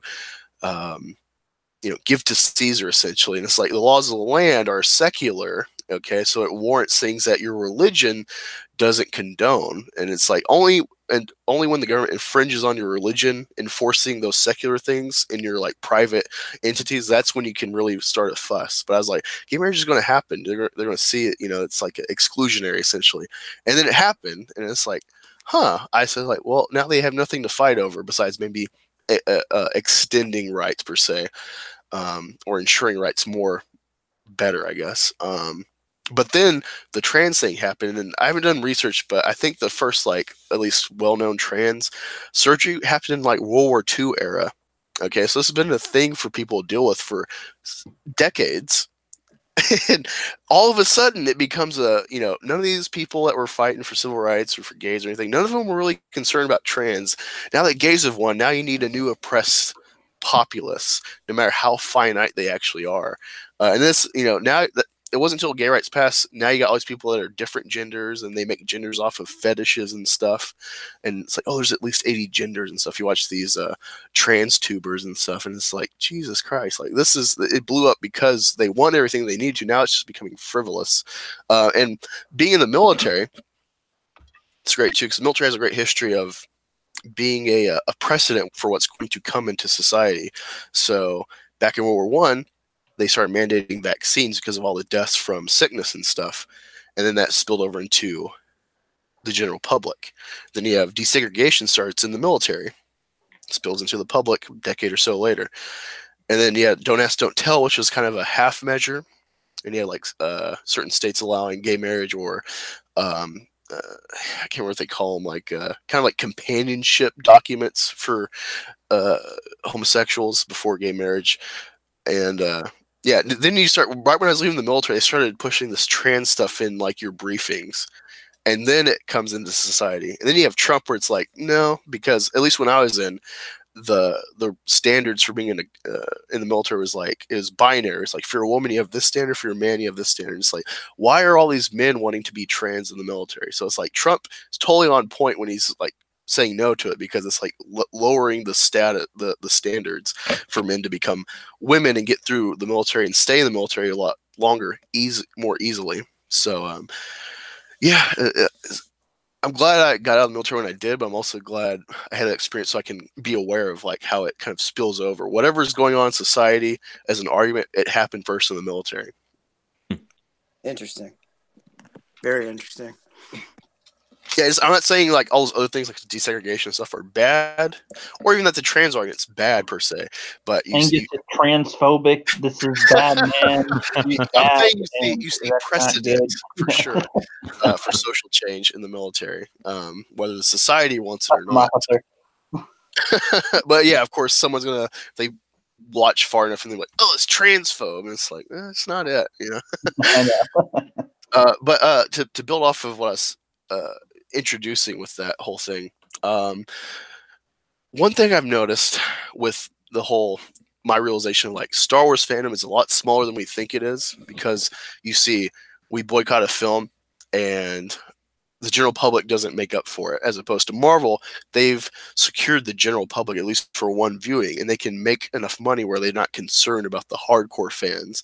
Maybe they will long term in the toy sales and stuff. We'll see. But yeah, there's definitely a divide there as far as effect with the Phantom Menace and Star Wars compared to Marvel. And with the YouTube suppression now and changing the algorithm, and the way the media is trying to suppress and steer the narrative and Rotten Tomatoes, it's making me think we're going to have to start trying to kind of Trumbo our way going forward. We're going to have to start trying to compromise. I foresee that, where it's like, maybe we say the same things, but we're going to have to, I guess, to put it bluntly, cuck ourselves in how we say it. What do you think about that, John? Since you've got a lot of traction with your Captain Marvel videos, and you're nowhere near really at all as, say, divisive like Jeremy with his presentation, but he's just so blunt, and I like that. That's fun. But I think at some point, someone like him is going to get shafted off of YouTube if he doesn't play ball. And want to know your thoughts on that. Yeah, no, it's definitely where it's headed. And I don't know. I could maybe make an argument that as of late I've been more divisive than Jeremy. I feel like if you look at the Like likes you've and been more dislike upfront than ratio, neutral. yeah. And part of it is again, well, too. I mean, if you ever experience like, it's weird, but when you kind of like you experience this much growth in a sense, and you're pretty much just sharing your opinion and thoughts on things, but people like they have no, it's no holds barred. Like it's incredible. Like some of the comments and things I've gotten from people, and yeah, it kind of, I don't want to say it makes you jaded, but at the same time, like I feel kind of numb to it. But also like, before it was like, yeah, I just let it go. And now it's like, well, sometimes, it's like, well, if you want to, it's kind of like, I'm going to hit you back because I want to let you know that I'm not cool with this. And, and whether or not, people keep clicking on the videos or they just simply decide not to click anymore. I'm talking more so about the trolls, either way, it's a win-win for me, the way I see it, but it's kind of, and I'll probably calm down and I'll probably level out, but right now it's just been, I've just kind of felt more in the antagonizing type fashion, like where it's like, all right, you guys want to play dirty. Well, I'll just, I'll just play dirty right back. And I don't even feel like playing that dirty, but I love the guy's like 50-year-old virgin right here. You're like, oh man, well hopefully you'll find a lady someday. I want to make a video almost like John's responses to comments and just go through that. Well, you can save them all on Twitter. If you want to do a video on it, that's cool. I'm getting a collection going. Those are the ones that I posted. I mean, sometimes I don't even post them, but sometimes there may be a little, yeah. It's funny too when in there. It's great. Yeah, well, it's, I don't know the way I see it, and I don't know. I'm probably at this point, I don't know. You can't. It's just it's a weird thing, and it's like if you want to be on YouTube, it's kind of a difficult position to be in the sense of again getting into something as fairly divisive as this movie has been, and kind of getting caught up in the crossfire of it. It's just yeah. I mean, I think the ideal thing would be to be smarter and to be more articulate and so forth. And I think that I would like to be more like that of a YouTuber, and I would like to do more thoughtful content. And I would like to do thought pieces and etc. The difficult thing about YouTube is sometimes it doesn't always lend, it doesn't always reward that type of content though either. Exactly. I instead of making, generally negative videos or whatever, I make, I sit down, I rewatch Iron Man 3, given that it's Marvel season and it's fresh right now. It's like, yeah, let me go back and see some of these movies I haven't watched in a while. And I watch Iron Man 3, only seen it twice before then, liked it the first time, hated it the second time, watched it the third time, I'm like, wow, this is actually pretty brilliant, And I make a quick thing saying what I like about it and a few complaints and give my ratings on the film. And it's like, yeah, you get like 50 clicks. And then you do something like making fun of Proper Jeremy, you get, over 100 like the first day. Right. Or you do something like, I did one covering a hot topic because I was literally that day at work, because I work overnight on 2 days out of the week. And I was literally talking to Rookie about, I have this big 50 Years of Playboy book, and it's all about like interviews and stuff in the history of Playboy. And people don't know that Playboy is like a big factor in the civil rights movement, but because it's deemed porn in general, no one talks about how Hugh Hefner was a civil rights leader.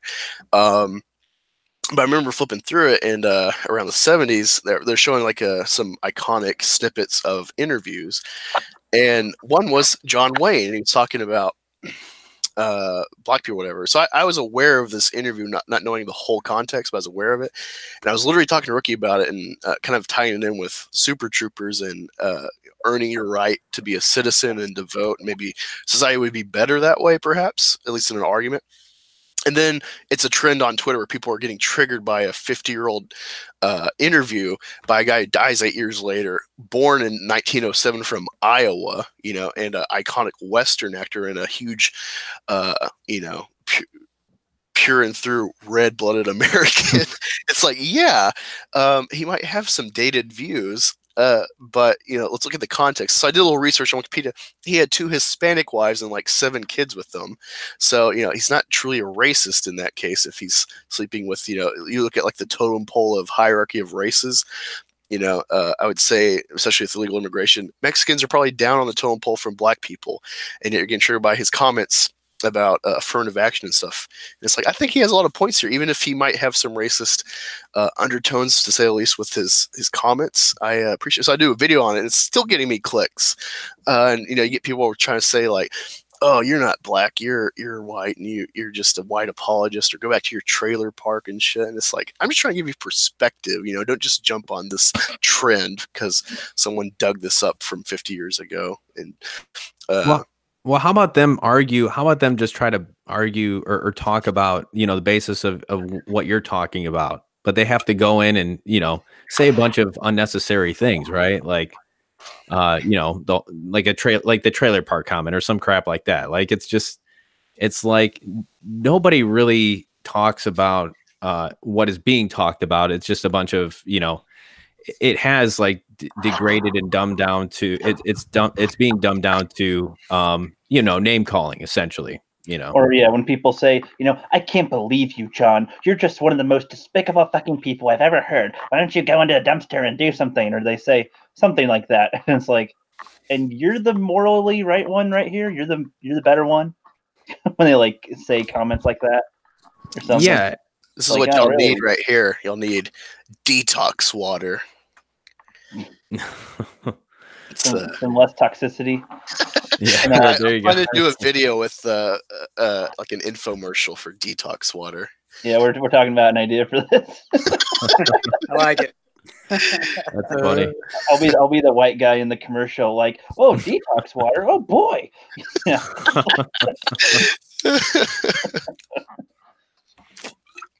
Something like that. I think what Angus is trying to say too, in a way, with the referring to like trying to be more articulate, is like saying that if YouTube keeps on changing its algorithm to where like you, Jeremy, everyone else is getting less views with your types of videos, that we'll have to adjust in a way to get people to still listen to us and still get our points, but by almost presenting as if we're not. Is that kind of what you're getting at, Angus? Yeah. So Mahler, because of his associations for sure, and his live streams where they don't really hold back some of their comments, like saying the gay F word and stuff as a joke, which is fine. I don't like people trying to suppress jokes and stuff, but you kind of have to. Even with his tame content as far as what he produces, he never says SJW, he never says anything like that. If he addresses politics, he just talks about kind of like you're pushing this instead of a character or a story. It's coming before that. But he gets all this bad negative comments and stuff, and people associate him like, oh, you're a Nazi, you're a troll, you're a whatever buzzwords they make. But Mahler just keeps on growing. As well as Jeremy, he's growing off of like, I would say sensationalism. And that's not bad, grow how you can.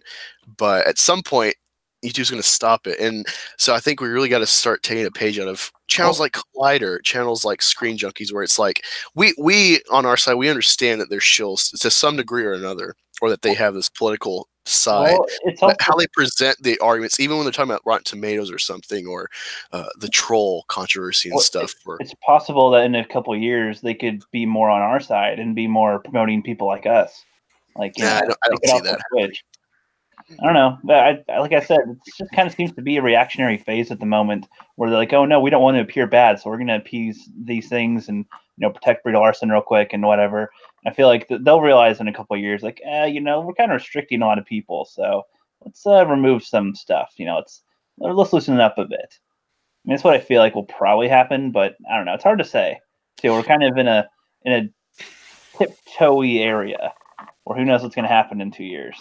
Yeah, I don't like giving up ground in this fight, but I think we're going to have to compromise to some degree if we want to progress. And maybe, because with these arguments where we're talking about like politics and film, the average audience member doesn't care, and if they even get an inkling to check in on the news, they're going to see stuff like Screen Junkies and whatnot. They're going to come across EVS or Jeremy or whoever, even bullshitters like Live Shoot or something, as like a big name. They'll see what they're saying, or like the way it comes across is like, you're just negative, you're just trolls or whatever. The average person, they're being directed to see something that's already got a slant to it, and we have a slant as well. Or maybe not Jay and Des with their content; they're just kind of reviewing and being escapists, but their associations kind of criminalize them. And you're on a stream with Black Angus. Oh, you guys must be bigots. I don't know. I'm just kind of trying to be proactive, I guess, against this what's coming. Where it's like, my outro for a while has been, hey, you want to follow me on Twitter and wreck some SJWs? Now it's like I've changed it where it's like I have a new format where I don't say that. Hey, follow me on Twitter. I'm Black Angus. It's more just simple now. Hey, I'm Black. You want to stop oppression? Follow me. you just even block. You like drop the Black out. You're just like, and I'm Angus. No. I'm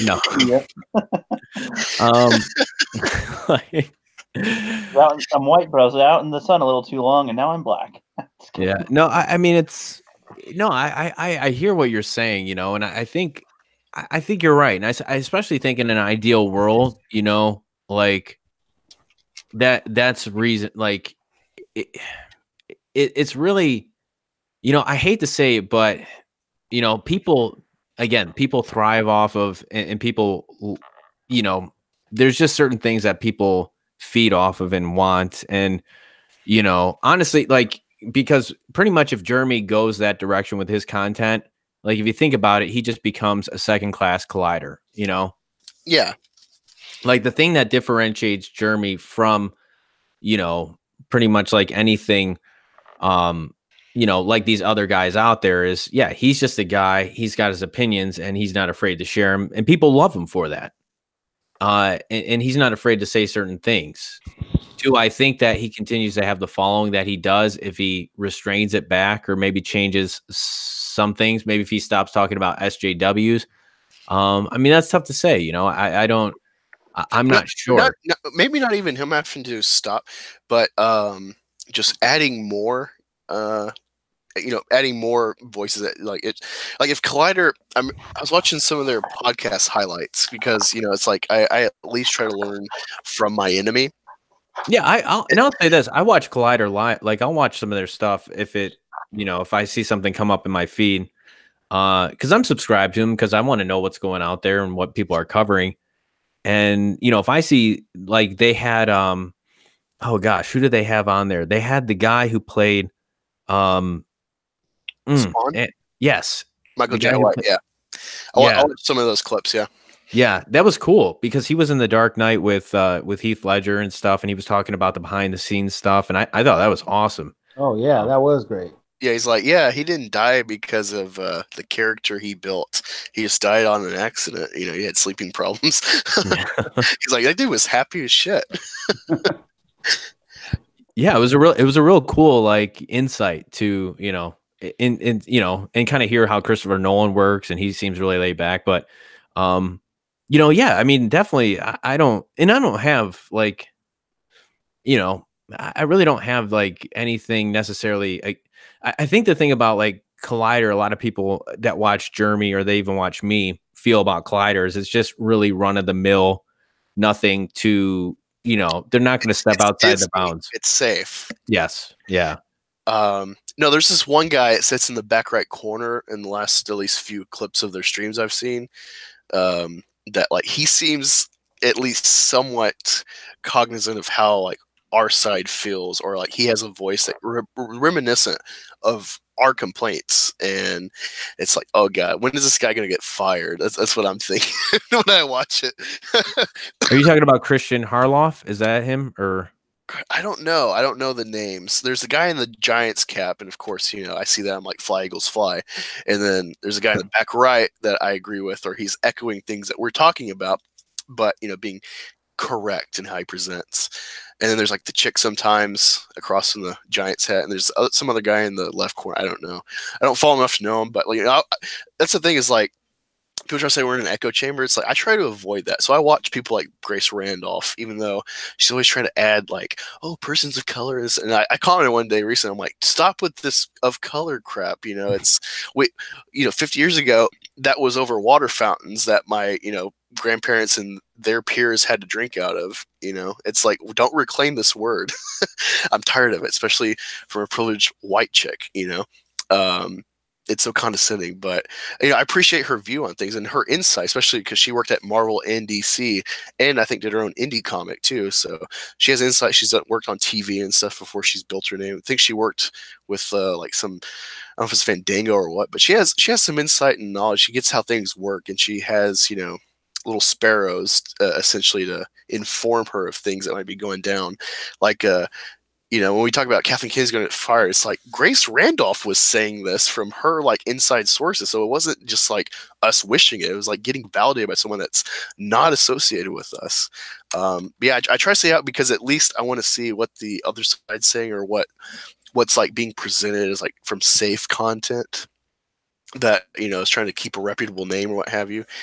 I don't know. It's always good to be aware of competition, to say the least. Oh, for sure. Yeah. Yeah. I mean, I do. Like, I'm subscribed to Grace. I'm subscribed to a lot of different channels out there. Just, I don't listen to them all the time, but again, I like to hear a variety of opinion, and I'm never like, I'm not afraid of it, by any stretch of the imagination. I know, right? But yeah, I don't like to be completely like locked into this bubble and this way of thinking. I think the unfortunate thing too about YouTube is like it lends itself to, it's almost like, again, if you want to, build your platform or whatever, you almost have to do it on the basis of some bit of sensationalism, like something that is, again, that makes you stand out or is outside the norm. And it doesn't necessarily, I wouldn't say it necessarily has to be offensive or bad, but I think that is one of the challenges of YouTube, is you really have to stand out. And, that's the thing, or else you just blend into everything. You just, and so I think with that is, again, why you see somebody like Jeremy rise up out of, from where he did to where he is now. It's because what's that? Said hallowed be his name. Saint Germanus or Germanus. Saint Germanus. Yeah. Germanus. How dare I? How dare that's 2 whippings now. No. Yeah. Yo, dude, you're gonna have to flog yourself like those radicals in the Middle Ages. I know. I need to, if I'm ever to get his blessing again. No, I in all seriousness, and if anybody is listening or thinking, you guys seen, well, I was on a live stream with Jeremy. He's a great guy. We've talked on a couple of different occasions, but so just so nobody gets the idea and runs over to his channel and says John's talking crap about you. That's not the case. Dude, give me some clicks. Right. we'll start some online drama. That always does it. About him. No, yeah, he's good. He let me and Sith Kryptonian onto his channel when Sith and I were even way smaller than we were when he had 100K, and doing a charity live stream middle of the night. He kept us on for half the stream. Like, yeah, that's not a bad dude. Yeah, I really appreciate Jeremy. It came out awkward, I guess, but when I was on the stream with Sith with him, I was telling him when we were off, I'm like, hey, I just wanted you to know, like, the point here, before I say it, I guess I'll preface this. The point was telling him, hey, you earned my sub.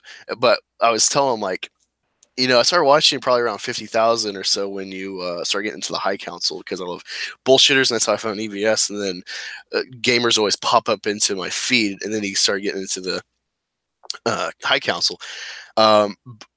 and I use them for supplemental content or, filling the void when there's not bullshitters content that's fresh or EVS. But I never subbed to him for all that time until about 90,000. It's like, I feel he's finally differentiating himself. He's finally, something was working, whether he was different or not.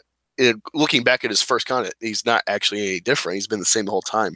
Same with Nerd Drog. I've been going through his content, and it's like, dude, you could say, someone could go in Nerd Drog and say, oh, he just bought all these figures to look like a nerd, but it's like, no, he was there when he had like 100 clicks on a live stream. It's the same setup.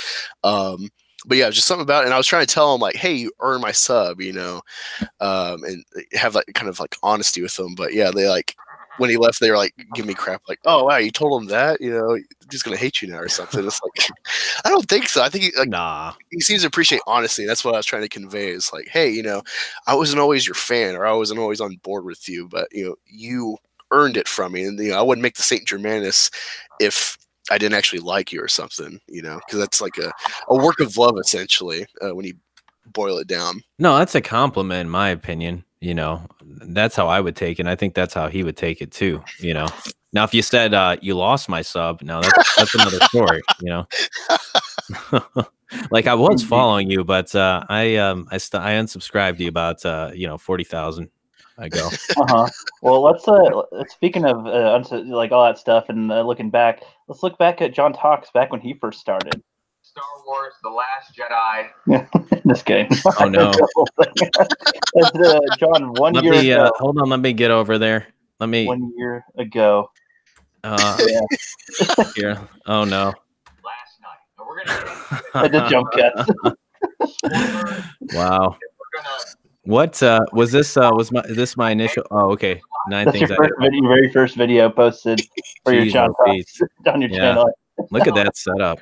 I want to preface this by saying I am a Star Wars fan. Now, lies. You are a man, baby. Fan of the original trilogy. Thanks for showing us, John. Wow, what a dick, showing his giant channel on my little channel.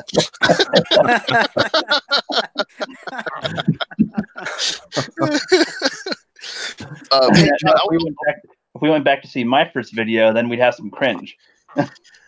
Well, that was cringe enough for me. Yeah, go back to your first video. Oh god, just give me a minute.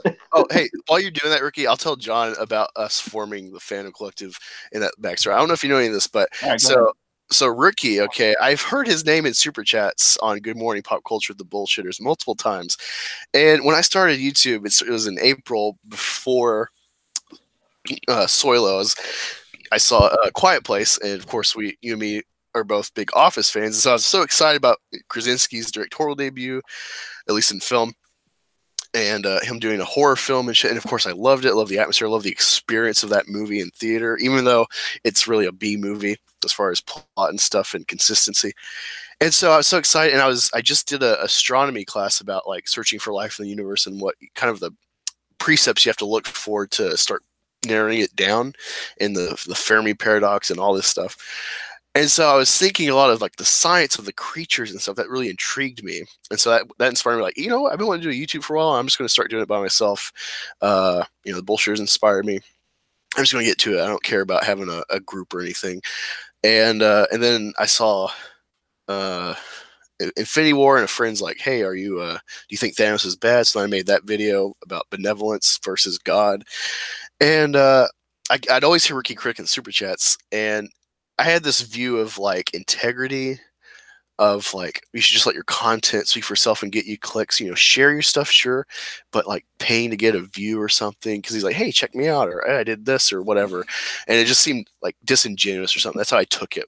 But then for some reason, one day, last year around October, I got the idea, like, let me check out this guy's channel. And then I did, and so I had like a Facebook page. So then I hit him up, like, "Hey, let's like work together or something." And I meant to collaborate on like a created work. I didn't know anything about live stream. I thought that was a monetized thing, so never had any idea or plan to do live streaming. But then I started investigating him, and I saw he did a thing with Jeff the Iron Wolf. I'm like, "Who's this Jeff the Iron Wolf guy?" So I checked him out, saw their live stream, listened to it a lot, and they invited me on for that Sunday right when I found them. And I'm like, holy shit. So I did all this research, watched like more than half of all their videos at the time. And we got on, we did it, and we got along so well. I'm like, hey, you know what? My goal with this, we did so well. I want to make phase 2 of the Fandom Menace. I want to be like the next wave of creators.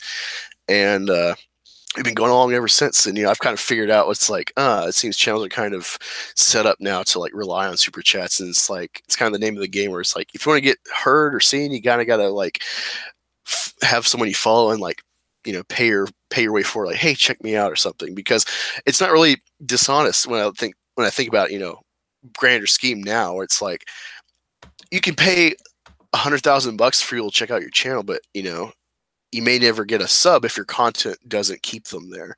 And so I look at it totally different now, along with thinking about like Coca-Cola, where it's like, do you think they had an integrity idea about paying for advertising to get their name to be the brand it is, or McDonald's or any of these? It's like, it's just the name of the game of building a brand. And however big or small your channel is, it is a brand you're building. And so I look at it totally different. Of course, clearly I'm friends with Rookie and we talk all the time off air, but yeah, that's kind of the origin of the, it was originally the Cinema Squad, Chaos Council. Then we found Sith and Flipped Out. Flipped Out was some guy on, I think, Bullshitters that I just commented. I'm like, hey, you know what?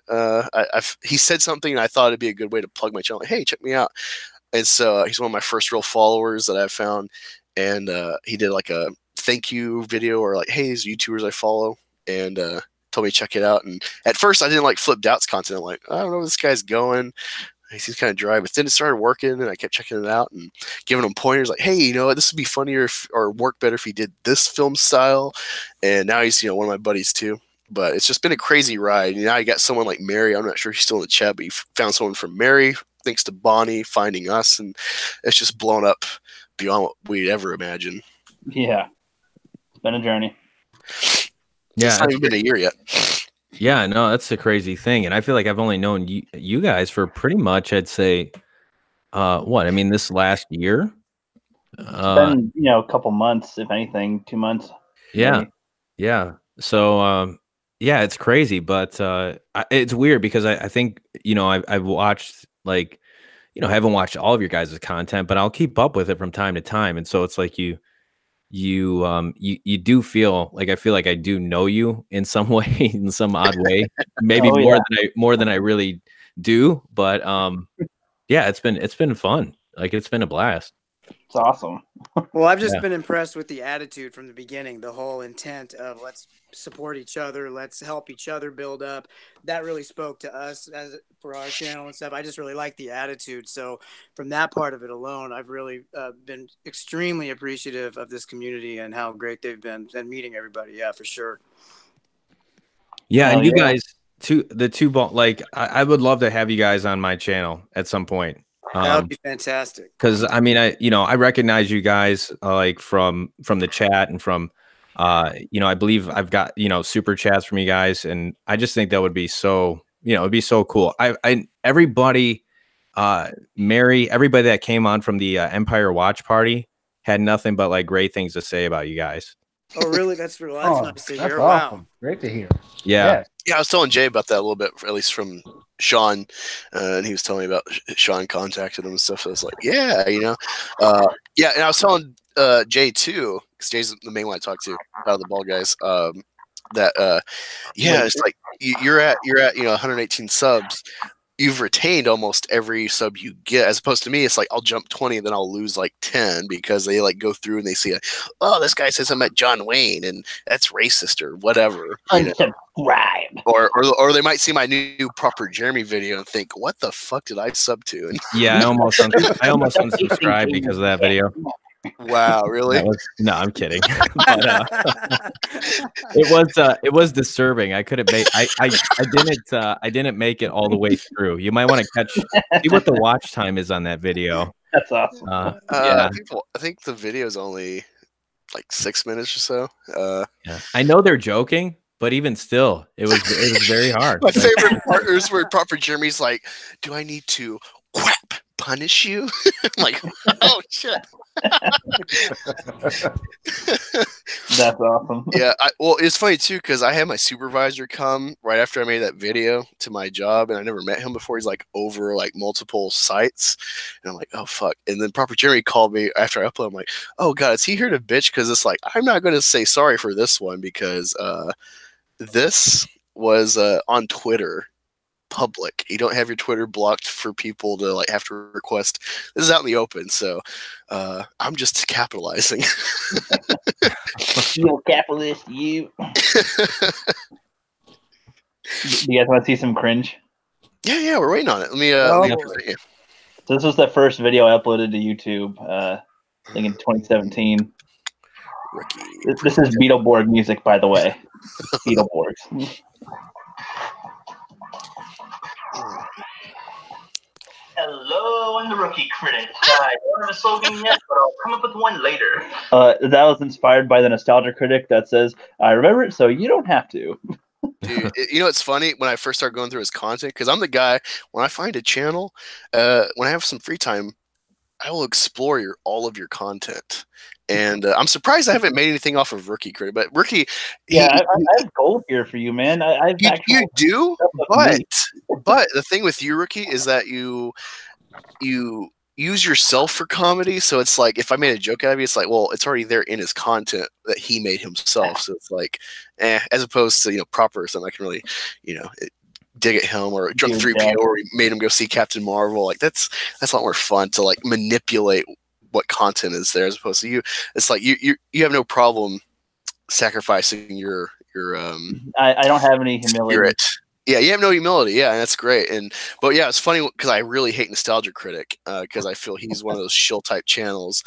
Given all of like his intake or his insight to stuff like Transformers, just ripping it to shreds, and then he's like, "Last Jedi, that's a great Star Wars," and you're like, "Go fuck yourself, dude. You clearly do not care about criticism if you're saying the things you're saying about this movie as a critic."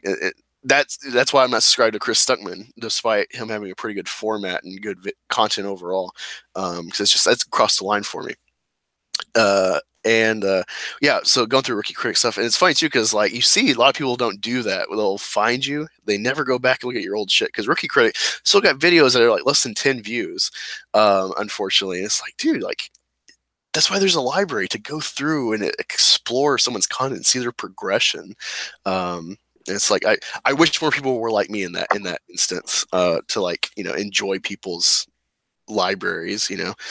Yeah, I agree, man. Honestly, because I mean, unless it's someone who's got hundreds of videos, I'm not going to go all the way back to the beginning. But if you can see the beginning by scrolling down a little bit or something, I absolutely love starting from the beginning and moving forward. So I'm the same way. You're not alone, man. Hell yeah, I put it into a playlist. Yeah, playlists are good. You're new to my channel, so this is just a brief overview on what type of content to expect. Movie reviews, man. Some discussions and possibly some what-ifs, bro. Maybe some film and topics. Some kind of other film-related stuff. What am I even doing here, Jeff? I don't even watch movies. Knowing Jeff, he'll probably do some skits with those guys you just saw. He actually believes them to be funny. I'll also be doing Udder. Oh, that's great. So much. Well, yeah, the thing with him doing Nostalgia Critic, when I started going through his shit, I'm like, oh god, I don't think I'm gonna hang out with this guy much on YouTube. He's a huge Nostalgia Critic, look at clearly. You now. And I'm like, I don't know, but I gave him a chance and I stuck around, and look at us now. We're kings of the Fandom Collective. There you are. What the heck? What the heck? I didn't know split screen back then. Sorry. What do we have here? I had to see it to believe it, Jeff. What the hell do you think you're doing? YouTube channel, no biggie. Yeah, I can obviously see that, but this isn't part of the plan. You don't know enough yet. I don't care. Have you seen some of the movies that have come out recently? So what? So I have to start now. My inspirational speech. I've been patient and silent for far too long. I have to get the word out there, and you can't stop me. Let's test that theory. That was meant to be done. By the way. That was awesome. I have to skip the montage with me running away because no, they'll get you copyright because I play Down with the Sickness and they copyright like 10 seconds. You have so much copyright music, dude, and it's so long. Well, that's what pisses me off too, because I'm going through and I see this and it's like, dude, I keep getting copyright blocks all the time for using AC/DC clips for my intro. But then this guy's like disturbed and shit for like 30 seconds. No, they copyright for sure. Well, did you get blocked though? Like the no, definitely not. Okay, yeah. They know they knew this was going to be popular.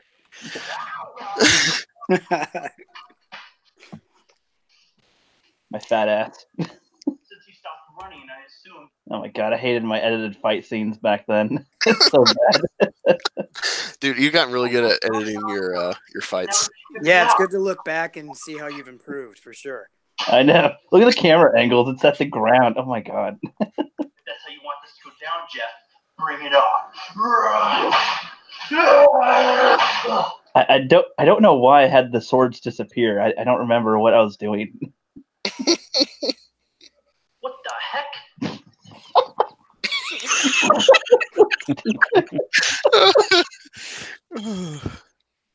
Yeah, see, I got made fun of in high school, or not high school. I got made fun of in school a lot, so I could not fathom doing something that people would just be like, "Man, look at this doofus," you know. So it's like big testament to rookies. Yeah, the Jeffrey character is telling me, don't do this. What the hell are you doing? Stop! Don't do this.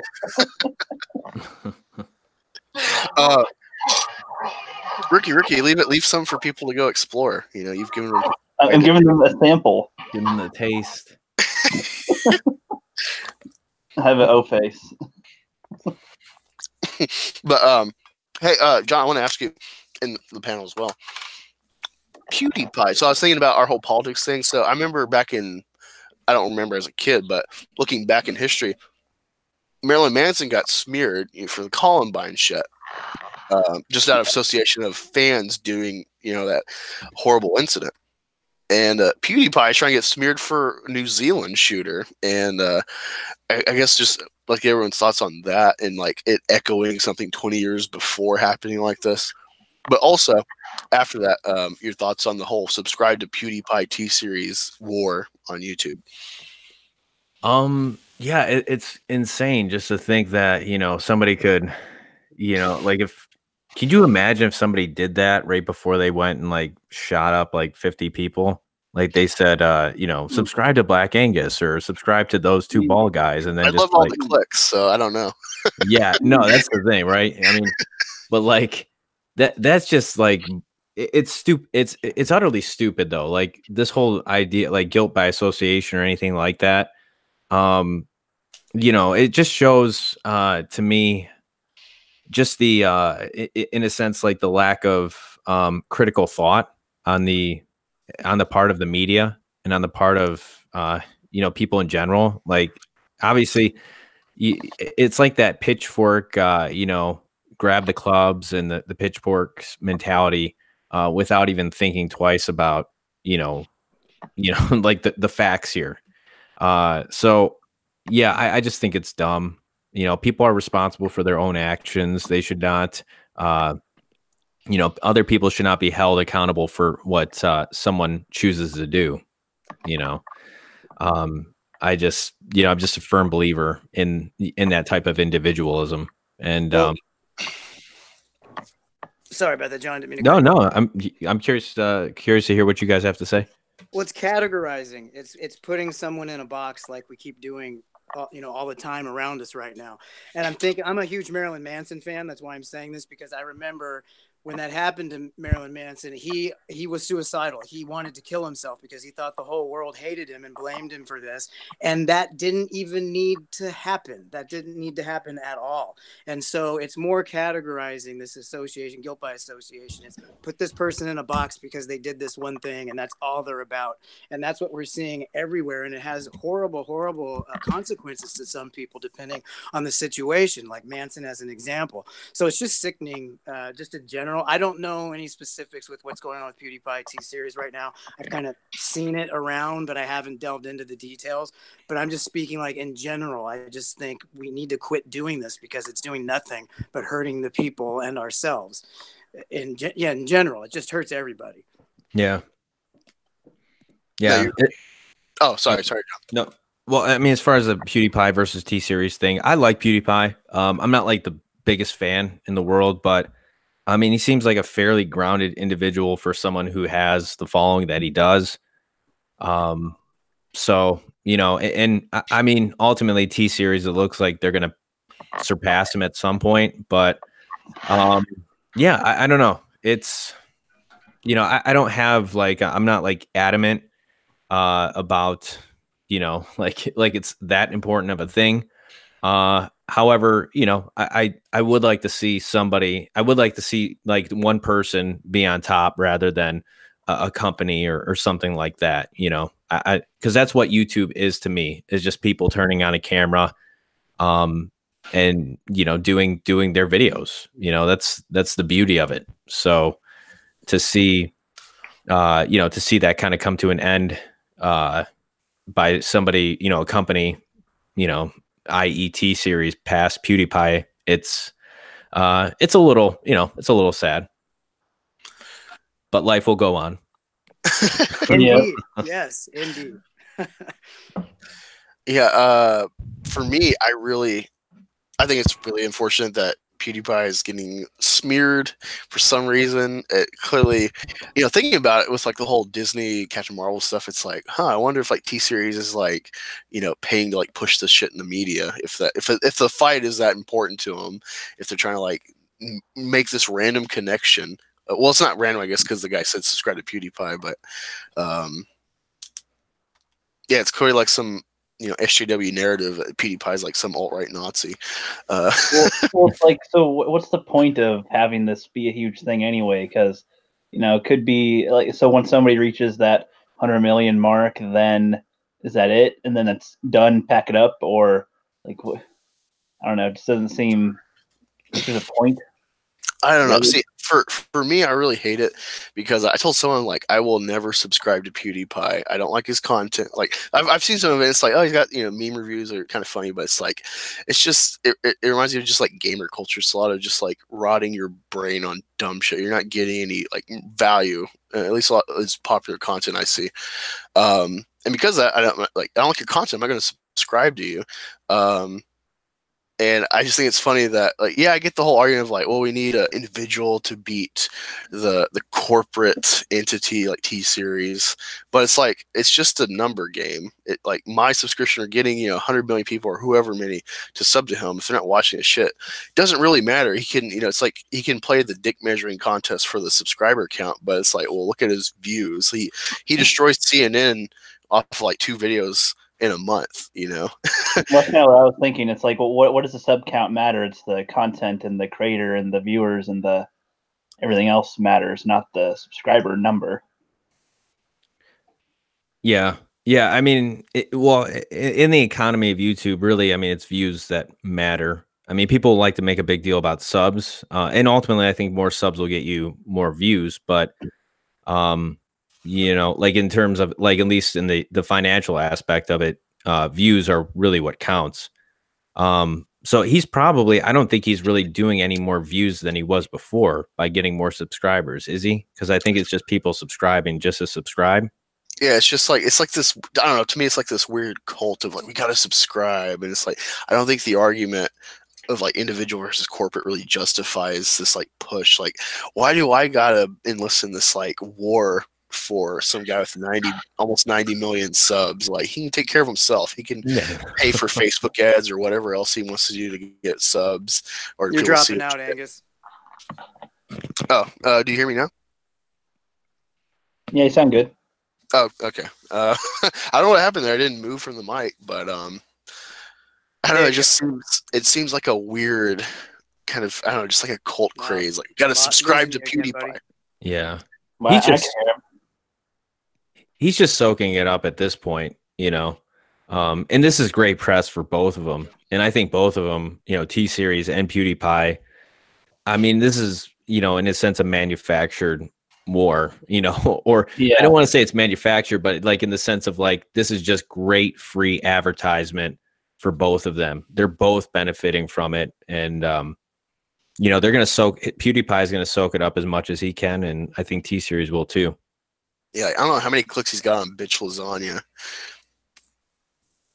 Yeah, it's pretty insane. It's his content is for kids. I feel like it's not for us, you know, for the most part. You know, I could still watch some of his stuff and be, you know, slightly entertained, but I feel like mostly I could see kids really enjoying it and liking it. Yeah, I see like my little brother-in-law liking that shit because he watches this.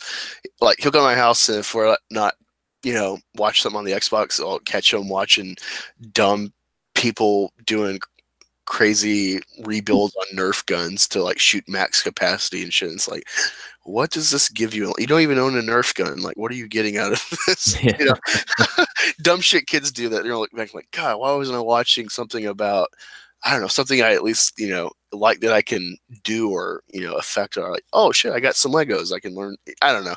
I'm all about and you'll be good. I'm all about practicality. I want to get something out of media.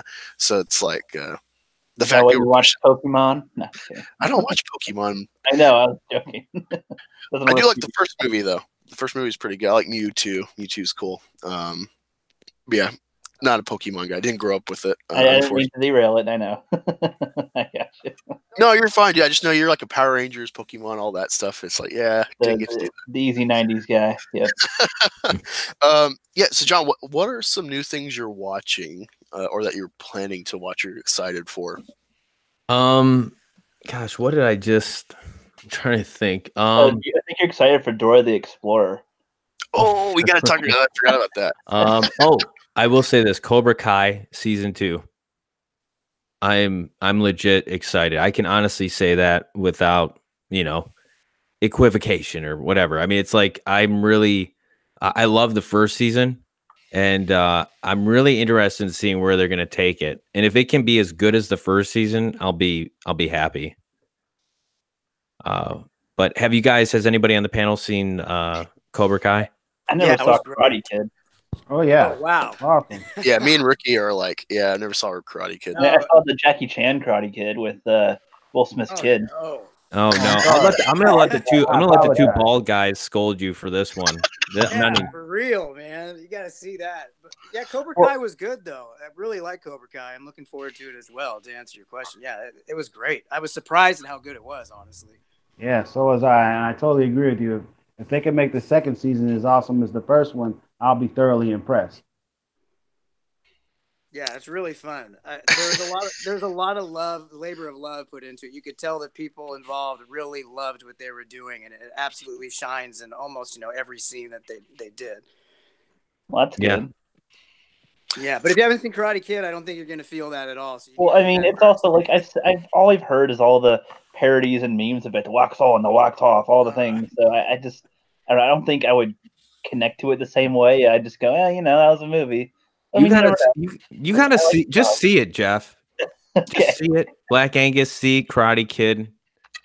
Did the sequel matter, or just the Karate Kid, the first one? Just see the first one with Ralph Macchio, and just see that one, and you'll be good enough, I think. Dorothy X is correct. He said John can't say nothing. He has never seen Die Hard. This should be our panel for a Karate Kid watch party, so Angus and I can watch it for the first time, and then. God, I do not want to watch it. Hey, you just either that or Black Panther. I don't know which one. Oh God, yeah, I got to rewatch Black Panther again because I got to do that MAGA Panther helmet.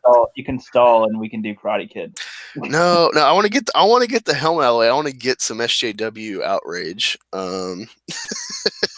Like I'm all for the outrage with that content because as a black guy, I really hate that movie because of how it was pushed. But no, with Karate Kid, I'll kind of explain my thought process. All right. So, and the first part, you're going to be like, what the fuck's he talking about? How does this apply to Karate Kid? Don't worry.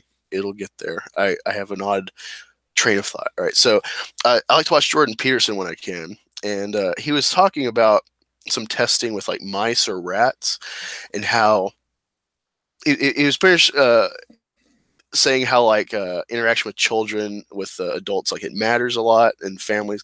And he's giving us an example of how rats or mice, when they're little and they start like play fighting and stuff with bigger mice or rats, they if they don't win the fight, say 30% of the time, as like a kind of a bar, they end up kind of just giving up ever trying to fight, and then they just quit, and it really has a bad effect long term on socializing and stuff. All right. And it kind of, I kind of extrapolate that with children. Children always want to do stuff that's bigger than them. It's like, babies want to walk or they want to crawl. They want to get into something. 5-year-olds want to do what the 10-year-olds are doing. 10-year-olds want to do what the 15-year-olds are doing, etc. And it gets as big as just adults with the idea of religion, where even if you're an atheist, there's always a reverence or a worship essentially at its core of something bigger than you. Something bigger matters and drives you. All right. And so with Karate Kid, as far as I know, it's a movie about a kid learning karate to fight boys or whatever. All right. And it's like, I'm an adult now. So it's like with karate, I can see Bruce Lee or Jackie Chan as like the epitome of karate films, kung fu, whatever, martial arts. Why would I want to downgrade, even if it's a classic film? Like the whole premise is like kids fighting. It's like, it's beyond me now, you know? Well, I mean, I could kind of counter that with like Star Wars. If you watch the prequels and then you hear about the originals, and would you go, oh no, that's some older stuff. I don't want to see that now. No, it's not. It's not about age. It's not about age of the film. It's about age of like the demographic it's targeting. Well, I think the great thing about the movie is it's really not necessarily about karate per se. You know, it's kind of like a coming of age story. You know, about a young guy trying to find his way. He moves to a new area, and he's got to learn to adapt to this new place and this new situation he finds himself in. And I mean, part of that involves karate, but it's also his relationship with Mr. Miyagi, and he of course there's a love interest in the movie. I mean, it's very archetypal, it's very like we've seen the story again 100 times, but it's just done. It's done pretty well. And I think that's why it's aged, I own the movie. I mean, it's pretty good. I mean, in my opinion, Rocky, if we're going back, Rocky is probably the, if you want to go back to like, that's just an all-time classic for me. But I think Karate Kid is one of those movies, and maybe it won't. Yeah, maybe you guys won't like it as much because you didn't grow up with it. That might be, it probably will not have that type of effect on you as it did with some of us, I imagine. Yeah. I think this one in particular too, for some reason, because, and this may not be popular opinion here, but for me, I agree with everything you said, John, about what the movie's about and everything. But honestly, for me, it doesn't hold up as well as some other movies from that era. So I mean, it's a little more dated to me than some other movies. But that being said, I still think it's a movie you guys, if you haven't seen it, you need to see it, because it's just one of those films on that list of, oh my gosh, you haven't seen such and such. And we all have them. I just saw Rocky for the first time, a few weeks back. So there you go. But yeah, I think it's worth watching for sure. Even if I do think it's a bit dated, but since I grew up with it, I can overlook that. And that could be more difficult on this movie versus some others from that era, possibly. No, you're right though. It is dated. Like now that I'm thinking about like some of the soundtrack and the clothes and all that, like you could feel it's an 80s. It's like, yeah. Almost like, have you guys seen The Three Ninjas? Oh, no, gosh. I have not. So when I was a kid and I watched it, it's like about three brothers, like an older one, a younger one, and a middle one. And they're getting taught by their grandpa, who I think is the same guy who plays the master in Karate Kid, but I could be wrong. And he's like training them how to do karate and whatnot. And they're like, yeah, and they can fight. And then like they get three goofball robbers that come into their house, Home Alone style. And the kids just pretty much beat the shit out of them, I guess. And as a kid, you can kind of like that because it's a, oh, you kid, you think you can beat up an adult. But watching it now, I can't watch it because it's so dumb. It's like, I'm not saying that the Karate Kid's dumb. I'm not making that comparison. No, the Three Ninjas is not even. It's like three Ninjas as Karate Kid meets Home Alone. Yeah, so I'm just saying, like, as a kid, that would definitely resonate better, like with Karate Kid, also, because you're a kid, you got bullied, and now you're gonna get trained how to defend yourself, and you can take on the bully and win and whatnot. And then, like with the little kids, they can take on the burglars that go into their house. So, I don't know, like I can see that as well. I was also just wondering if anybody else has seen that film because it's so weird. I've never heard of it. Three Ninjas? Yeah, I seen it. Yeah. When I was younger. Younger sibling, it's fun to watch too. It's like, yeah, we could beat up the burglars that break into our house. Realistically, those guys would have probably pummeled those kids, and well, maybe they made them to be like Power Rangers style dumb.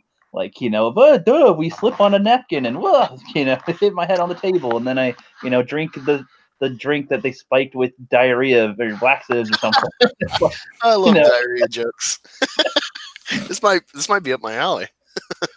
Yeah, probably. It's funny.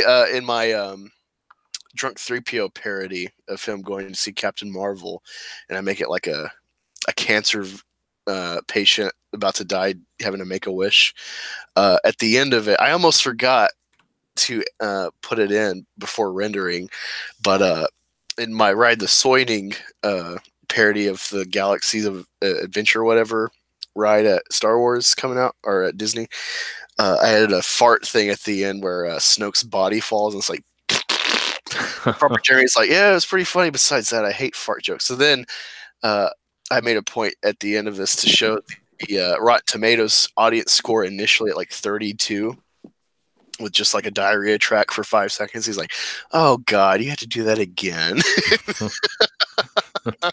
It's like, you always got to keep the kid at heart as much as possible. That's why I love having kids, because it gives me a kind of an excuse to watch kids movies, because people look at you weird sometimes. Like I would see How to Train Your Dragon 3 recently, and it was like a 3 o'clock show. I didn't think people would really be there, but there was like people with kids there, and it's like I'm just some lone guy in sandals and shorts with like a terrorist style beard, as far as people stereotype it. It's like you kind of become aware. It's like, I don't have a kid with me. I'm in a kid movie. There's people here with kids. You start internally fretting at that, like the way it looks. It's like, I'm not a pedo or whatever. I like these movies. You just get up in the middle of the theater and you shout it. It just finally takes over, and then everybody looks back at you, and then you uncomfortably just sit back down and slouch in your seat. And yeah, dude. Normally when I'm prepared, so EVS inspired me to watch Mad Men, and I loved it, especially because I feel like that really is the last the history they're showing in that film or that show. It really feels like that was the last great America, self-sustaining and whatnot. Not really. That show's great, by the way. Is it on Netflix? It should still be on Netflix. It is, yeah, I believe. Yeah, it's really fantastic. It is amazing. Yeah. Especially, Don Draper's character, like the creator of it from The Sopranos, he's like, everyone wants to be Don Draper, but it's like, I'm trying to show you don't want to be this guy. He's kind of indicting the kind of American dream drive that makes you just a drone, and causes all these existential identity crises and stuff. But yeah, Don Draper's cool. He inspired me to start drinking Canadian rye. And now it's like I drink Crown Royal straight, and it's like, this shit is way too sweet. I need that turpentine that is Canadian rye. And I always bring a flask. So I started this tradition for my birthday when I saw Age of Ultron. Being on base, they have the main commissary store, which is like a Kroger or what have you, and then they have the kind of Walmart general store next to it, and they have the liquor store, and they have the little bottles. So I brought a couple shots with me in my jacket or in my cargo pants, whatever, and that became a tradition. So when I'm prepared, I always bring my Eagles flask my wife got me, and I think last time I got drunk in the movie, I saw Venom. So I need to see Venom again to know how much I actually liked it. I think I did like it regardless of the liquor, but yeah, it's kind of my thing. But it's funny because I think I almost brought a flask for How to Train Your Dragon, thinking no one would be there, and it's like, oh god, I'm glad I didn't, because there'd be some mom would smell it or something and rat me out to the ushers. Hey, don't feel bad about the dragon movies, because my 70-year-old father loves them. Like, he just went to the third one. He was so excited to see it. So Dude. it transcends age, man. Don't worry about Yeah, it. yeah, that's what's great about DreamWorks, especially because they started with Shrek as the anti-Disney animation company, and it really, yeah, I feel they got better stuff overall than Pixar, especially going forward with Disney and their like Toy Story 4, which I love Toy Story, and I saw the trailer, I'm like, ooh, it looks like you don't know what the hell you're doing now. Incredibles 2 is great, but yeah, like my son, they were obsessed with Moana, but now they're obsessed with Wreck-It Ralph, so we're watching it like every day. And I already liked that film, but I watched it, I'm like, holy shit, this has like a Lion King type of story to tell, or like a philosophy of life to tell about, like kind of saddening, where it's like you need to know your place, your role in society, and just stick to it and make the best of it. And I want to do a video about it because I think it's like a really profound idea to present in a kids film like that about games. But no, like I appreciate that shit so much. But funny story, okay, so Force Awakens, that was a huge smash, of course, at the box office. It was like the resurgence of Star Wars for a bigger audience and stuff. There's a lot of hope with it. A lot of general good feeling with it. Okay, so I saw the movie 4 times when I was at Fort Drum.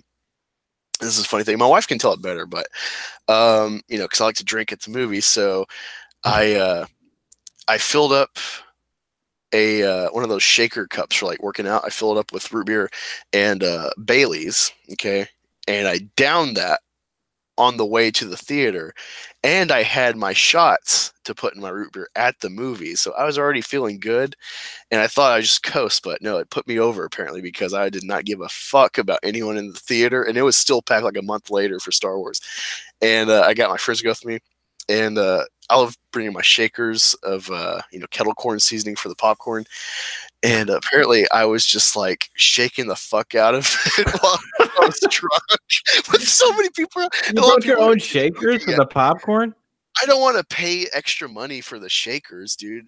Just go to the store and get it for like half the price and more content. Wait, are you talking about the seasoning or what? Wait. Yeah. The seasoning, the like kettle corn seasoning. Oh, okay. Yeah. And anyway, I'm like shaking the fuck out of my popcorn to certain people, and then like, because I'm drunk and I'm trying to so we're kind of chatting quietly, but like I'm trying to like, hey, something good's about to happen, and so I'm like, well, and my wife's like, you would, oh my god, I was so embarrassed with you there, and so that's like the one time I've been like rowdy being drunk at the movies, but I'm pretty chill being drunk. I've been drunk on some streams, and I don't think anyone noticed. So, well, speaking of Angus, I think he wants to show us something. What do I want to show you? I Is he gonna almost pull up watched an this old video? Very first video. Oh. I remember. Yeah, I don't really feel embarrassed. I just feel kind of embarrassed that the shot I took, because I didn't have anywhere to put my phone, and I was at work. Oh, that one! Yeah, this one's great. Yeah, let me present you, dude. I love this one. Angus from the beginning, so everybody knows. From like 4 years ago, I think. Yeah, when you posted this. Yeah, I was surprised to see how long ago it was. Just a guy chewing with a third hand. No, the idea was the couch is like just a surprise, like feeding him. He's like, oh, he thinks nothing's odd about this. And the massage. Yeah. If you never mind. I mean, this could be a great porn parody idea for people. People can use this against you, Angus. Where do you get the napkin from? Where's the lure? Hey, Ingy Bird was just asking a question that I was thinking. So whose hand is that? That's me. So this is my creation. I'm the director. His wife was the cameraman on the phone. Okay. My friend at the time, he was because I would just smile the whole time. I'm a very smiley guy in front of the camera, so that's why I don't do a lot of videos like Rookie. And yeah, I had this idea because we were eating Oreos one day. So it's weird, our relationship, because I was single for my first 2 years in the Army, and they really try to steer you to only be friends with your rank, and with like if you're single, you hang out with single guys, and if you're married, you hang out with married people. But they try to incentivize everyone to have a family to like keep you stuck essentially in this society. It's not bad, but that's just the culture. Once you realize the game. But yeah, me and him, we became friends. Actually, thanks to his wife, kind of making me get his number or give him mine. Since we worked together, and we kind of hit it off eventually, and then we became best buds. So I would hang out with him instead of going out with guys trying to chase girls or get drunk and do stupid shit. I would hang out with my married friend, his wife, and just watch direct TV and rent movies and shit, and maybe drink with them. But one day we were sitting down eating Oreos, and I was like, "Hey, you know, like my arm kind of fell into the couch," and I'm like, "That'd be funny if there's like a video of like a couch just like feeding a guy, you know," and he doesn't question it. It's just like, "Oh, cool, my couch is feeding me. All right. Oh, and it's kind enough to like wipe my face off." And he was good enough to be the actor for it, and I was the hand. So it should say me as the hand in the credit. Yes, it should. Yeah. But yeah, that's kind of the backstory to that. And yeah, I never really thought to like build YouTube after that. I didn't have an inspiration. I didn't think to do criticism back then. Didn't really know enough to pick apart movies or anything. So like it was just kind of like a one-off thing. And then I saw A Quiet Place, and I was following the bullshitter since The Last Jedi spoilers came out, and I just kind of like something finally clicked. I'm like, you know what? I'm just gonna start doing this. And luckily, right after I did my first one, I looked on YouTube and found a free editor and started working on that. So it's like I feel you see a huge jump in quality from my first review to boom, I got like a slideshow made with my Thanos video, and then so I don't really feel there's been a drop off or an increase in the quality of my videos overall, besides maybe just like oh, I learned this, or now I got an iPhone, so I have iMovie, so I can make shit at work. Yeah, it's like I've plateaued. I don't really know how to progress unless I got with people to like film shit. Yeah, no, your content's pretty consistent, I'd say, for the most part. Like, yeah, I really like that that documentary, the drunk 3PO story. That was great. Well, it's funny. I watched his video, and then I think it automatically went to your video, or maybe I don't know, or maybe I saw yours on Twitter, and then I clicked on yours too. You could have put his in the annotation or at the end or something. Oh, okay. Yeah, it was funny because like drunk 3PO gives his story, and then like drunk Angus totally, he makes it very dramatic, and it's you know, I love his sense of humor. Oh, man. It's so dramatic.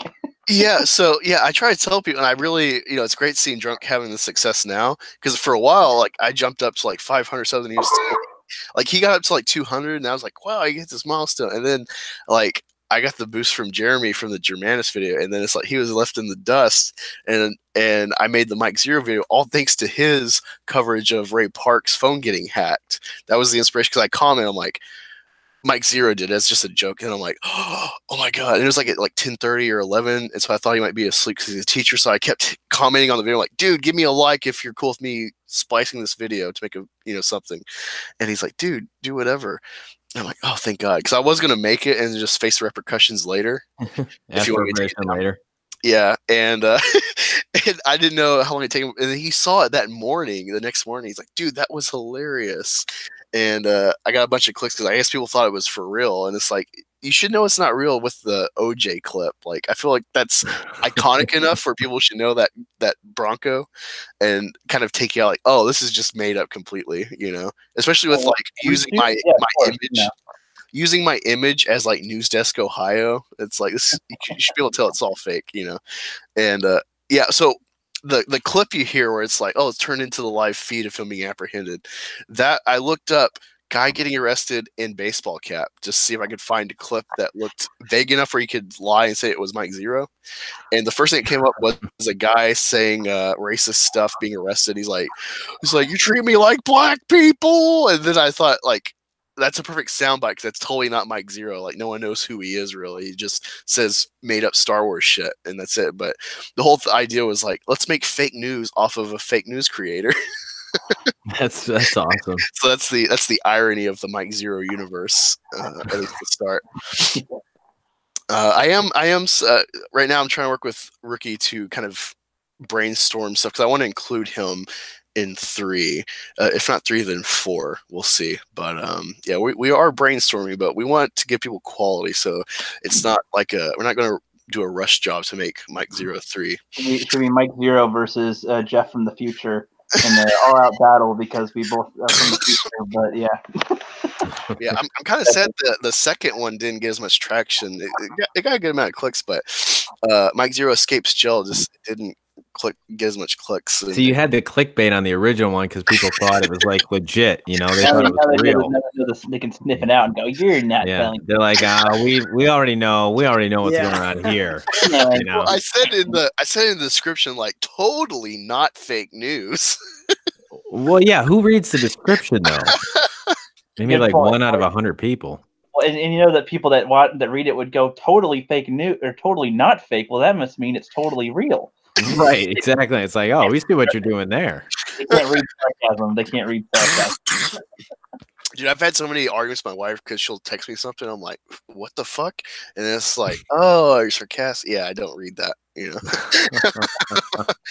John, you know, actually, because you're married, you don't have kids, so I can't ask you about that stuff, but you're married. What is being a successful YouTuber, being monetized? And well, like, I'm not married. I'm not. Oh, you're not married? I thought you were married.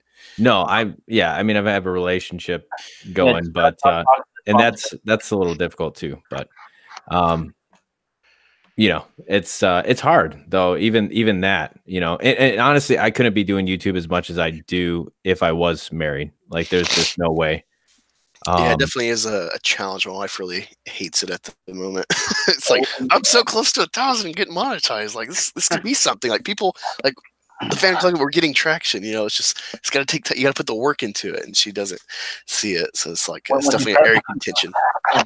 Once you say, hey, you know how I bought this dinner, honey? Through YouTube. I've got monetization ad revenue, and that paid for our dinner tonight. That's why you're eating a steak right now. Thanks. Yeah, I don't know. It's is it an area of contention with your partner?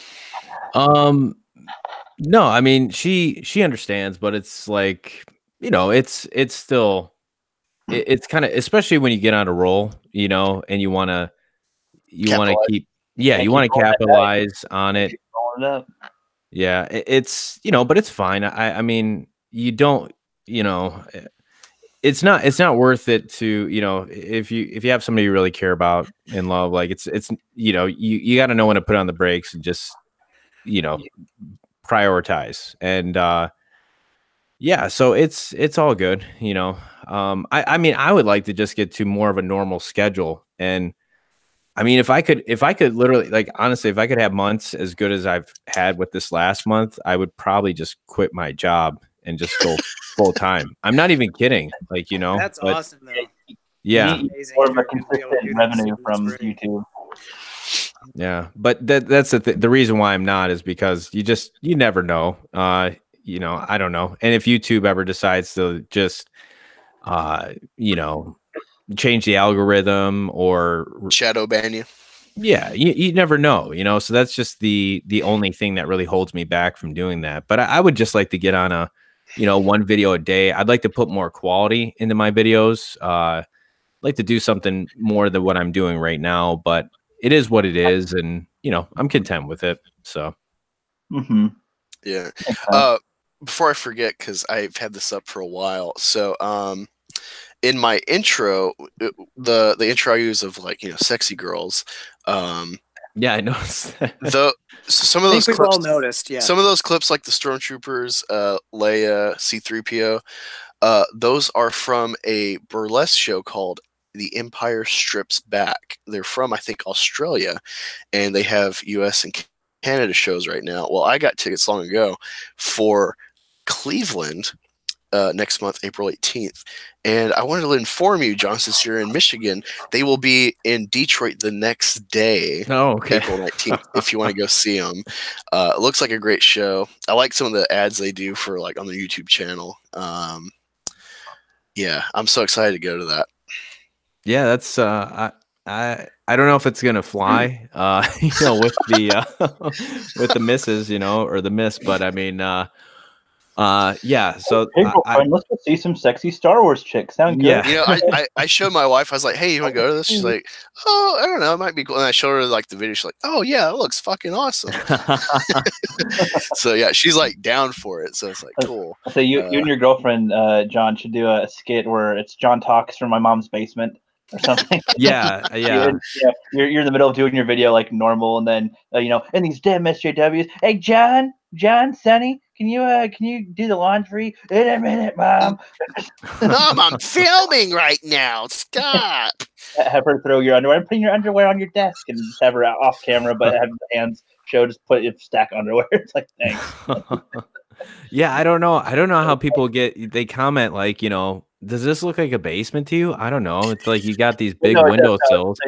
That'd just be with John Talks being your name. That'd just be a funny add-on for the title of a video.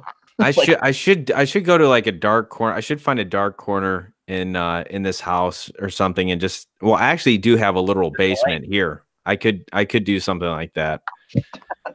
Yeah.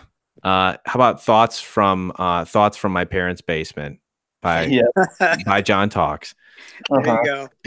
thoughts from an incel. How about that? I've been called that. I don't know how many times I've been called that. And it's like, it's like if you guys only knew, like it's not even funny. But all right, whatever. You can, whatever. They go to, you're just the incel, and it's like, so are you suggesting that the amount of times that you fuck determines your intelligence level or something? Like, not only that, but it's shaming because I was in a human sexuality class, and there's like a section about incels, and not really incel, but like asexual people and stuff. And it's like,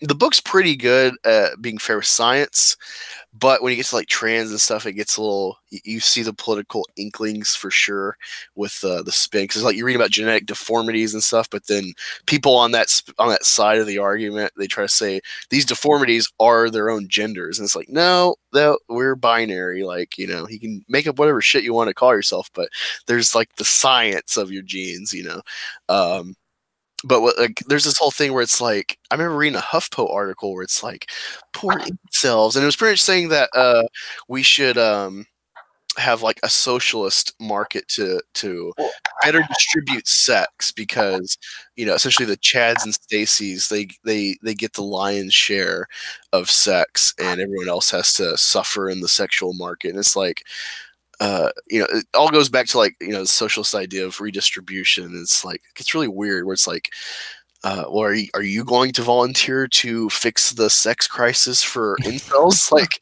well, it's funny that they call like John and EVS and all these other. They call everyone who literally is in a relationship or married an incel.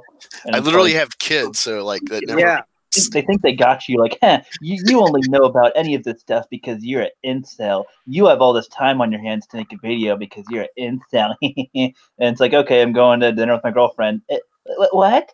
Yeah, it's more categorizing. It's just categorizing people into boxes. That's all it is. Yeah. Yeah. I'm sad to hear you won't be going to the strips back. You have to tell me how it was though. It definitely looks pretty entertaining. I'll say that.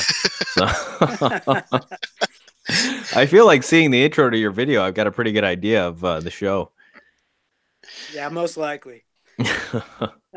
Yeah, I was thinking about this earlier. I didn't know if we get to that, but we're here. So I was thinking it's like, yeah, I would make more intros like different with not just the standard one I have for like the alternate with the girls, but it's like there's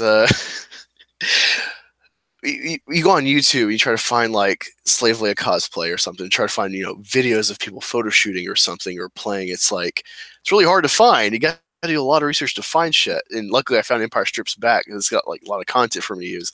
Otherwise I gotta research on Pornhub or something. It's like that I don't have the time. You go there, you're there on a mission. Yeah.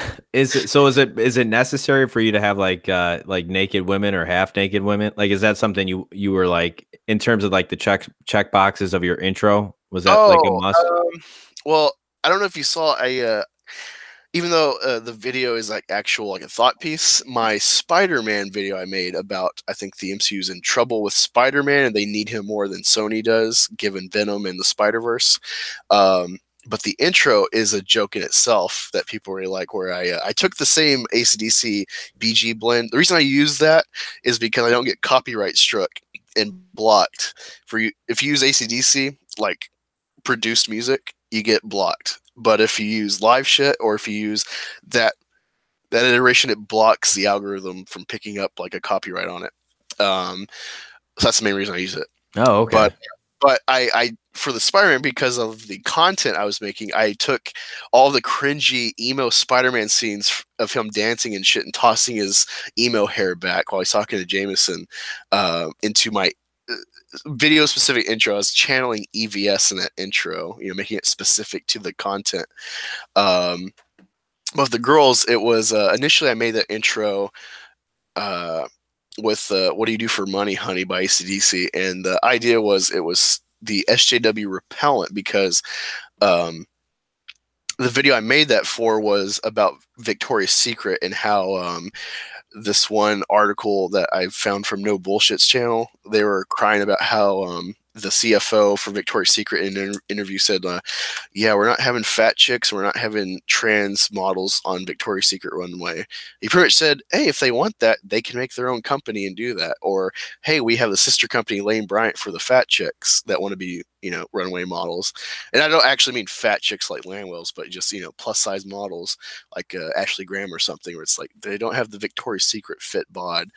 And so that was, so it was initially inspired by content specific necessity. And it was like, because half of it is me reading the book Rainbow Fish and tying it in where it's like, this is like this argument that they're having about these mean white men at Victoria's Secret won't let trans women in Victoria's Secret. It's like, it really echoes this idea of like redistributing beauty. And being a fan initially as a kid of Rainbow Fish, rereading it's like, this is a perfect allegory for what I'm talking about.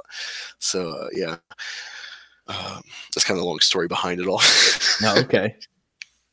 Yeah, that's well, I mean, I could like that intro is I mean, I could tell you put some editing, I mean, obviously you cut it up and you put the music to it and everything. Yeah, the one girl that kind of shakes her tits, that's a alternative model that one of my tattoos by this artist I really like that I found. I found out later that she's a model for him, and that's why he has a lot of his pieces has this like very like feline quality to the body. And it's like, oh, it's her. That totally makes sense now. And so those are like from her like Patreon teasers on YouTube. Oh, okay. See, I could see this, like I could see an intro like that. Like it could potentially push like people away, but then you could also very, very easily like it would like it's kind of like I could see people being drawn to it, like, oh, okay, yeah, this dude, yeah, he's my kind of guy. Yeah, that's the idea. I know it can turn some people off. Like my mom, I was telling her to like watch one of my Geeks and Gamers response videos, but that intro was in that video. And so like, just fast forward through it. It's like 20 seconds. But the idea is like, I play AC/DC. My name's Black Angus. I have like sexy girls half the time in my intros. It's like I'm selling you who I am and what I like off the get-go, what I'm about. I'm not hiding it. I'm not censoring myself in that respect. I'm not, holding back at all. It's like, if you don't like AC/DC, get the fuck out of here. Right. No, and that's why I think it also can work to your benefit too, is where people are like, yeah, I like this guy. I mean, it's kind of like that instantaneous, like if you're bolder with where you're coming from, like people will either they'll be put off by you that much more faster, or they'll be drawn to you that much more faster. Cause there's not like that, like in between of what you're presenting. Like it's pretty much in your face. And yeah, so yeah, I am thinking of making a new one, because the Eagles clip in my normal intro, that is from the championship game against the Vikings before the Super Bowl, and so I need to make a new one with the double doink where we beat the Bears with our former kicker missing it on a double doink on the upright, and it's just like that'll be a jab. Any Bears fans come through my channel, like, oh god, this fucking Eagles fan never let us live this down. Yeah, I'm all about like, yeah, I'm an Eagles fan. I love Thanos. That's why I'm so happy to find that chick in the Thanos makeup video. Nice. Yeah, because it's like, oh, I can use the Thanos snap in my sexy girls intro. Where did you find where'd you find the lettering or the font for your channel? Oh, okay, yeah. So early on in my editor, I looked up AC/DC font, and there's a couple different ones. It's called Squealer though, and so I just downloaded that for free, and I just made that logo in my in a composite shot and did an export photo. So I did two where I could have it start with the white and then cut to like the video behind it, and then fade out and just do the video. Yeah, I feel my editing skills are pretty archaic for what I could be doing potentially. I'm always trying to learn, but it's like watching a hit film video, it takes forever. Like there's a 3D intro I made where it's like my name slides from like the side and then it comes to like the full view. That took me like a day to like keep watching a video on how to do it because I'm very slow at retaining information like that. So learning editing tricks is a pain. So it's like I've plateaued. I stick to like, okay, I can do slideshows and edit a few clips. If I use like Star Wars footage, like my last video, I'll just put a filter over it to hopefully not get copyright pickup on it. That's the other reason why the AC/DC part of the intro is like the whole intro is kind of like hazy, yellowy, is just to make sure I don't get like image copyright pickup. Gotcha. Yeah. I know there's some tricks too that I try to employ to stay away from that stuff if I can.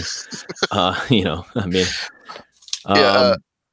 Before you were talking about you love Jurassic Park. I was wondering what you think of the two new sequels that have kind of retconned the other sequels that are really just the same shit. Yeah, I didn't like. I mean, Jurassic World was okay. Like it wasn't any Jurassic Park for sure, but I was okay with it. I thought it could have been better.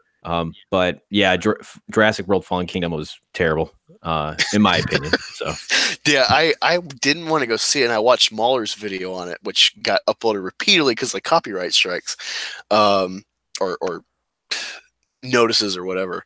And so like I had a very good idea of like this movie's gonna suck. But then I had a free time with my wife's brother-in-law, my brother-in-law, I guess. And so we went, like, yeah, let's just waste some time to go see a dumb popcorn movie. And it's like, oh my God, this is like too dumb. Because I like biology. I love learning about evolution stuff when I can, my free time. And so having any awareness of that and then seeing the dumb shit they do to like make drama and stuff for the plot is like, my God, like they were just running from a volcano and then a predator also wants to attack little humans. And then the T-Rex saves it, and then no one cares about the volcano that got them there in the first place. And it's just like, oh, this is irritating me so much. It's like you can only go so far with like trying to like make a spectacle when you like take me out of it. No, I agree 100%. And I did a trailer reaction even before I was, John Talk Star Wars. I was doing I did a reaction to it or just my thoughts on it. I hated the fact that they even showed the T-Rex in the trailer. Like they gave that away. And I'm like, this is so stupid. Like how many times can you get rescued from a T-Rex? Like there was a time when people were afraid of the T-Rex. And now he's like freaking Superman, coming to save you, save the day. It's like they totally removed any fear, any tension, any, these are freaking wild prehistoric animals. Like that's how I would treat the movies, is that no one is safe, and these creatures are extremely dangerous. And I mean, I thought the first one did a fairly good job, and they did have the T-Rex at the end saving them. But I feel like that's you can only do it one time. You can't they keep should play doing the this. Superman music every time he saves them. That would be a great edit. Oh man, that's funny. Oh dang it. Oh yeah. We were talking about this earlier. Dora. Did you see the Dora trailer? They have a live action Dora movie now. Me? Oh no, I didn't. No. Oh god, you should, dude. This will get you some clicks for sure. Just reaction, because given your content, people are like, oh my god, John's reacting to this trailer. This is gonna be great. Or the Explorer. Yeah, Is that it's Paramount Nickelodeon production. It's live action. It's got Django Fett as, I think, a villain. All right, I'm actually gonna watch it right now. It's gonna be Shark Boy and Lava Girl. No, that looks way better, dude, than this. This is what? Oh my god! I didn't see the trailer either. Oh my god! I just couldn't believe it. Selena Gomez, Dora. I don't know. What?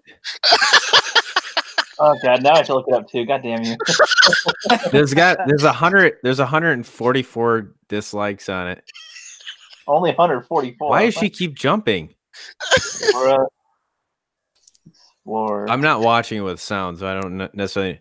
She I'm just gonna fell move down. Watch it. She fell down that huge. Well, I mean, obviously it's for kids, but I don't think this was a good idea unless the budget was like $5 million.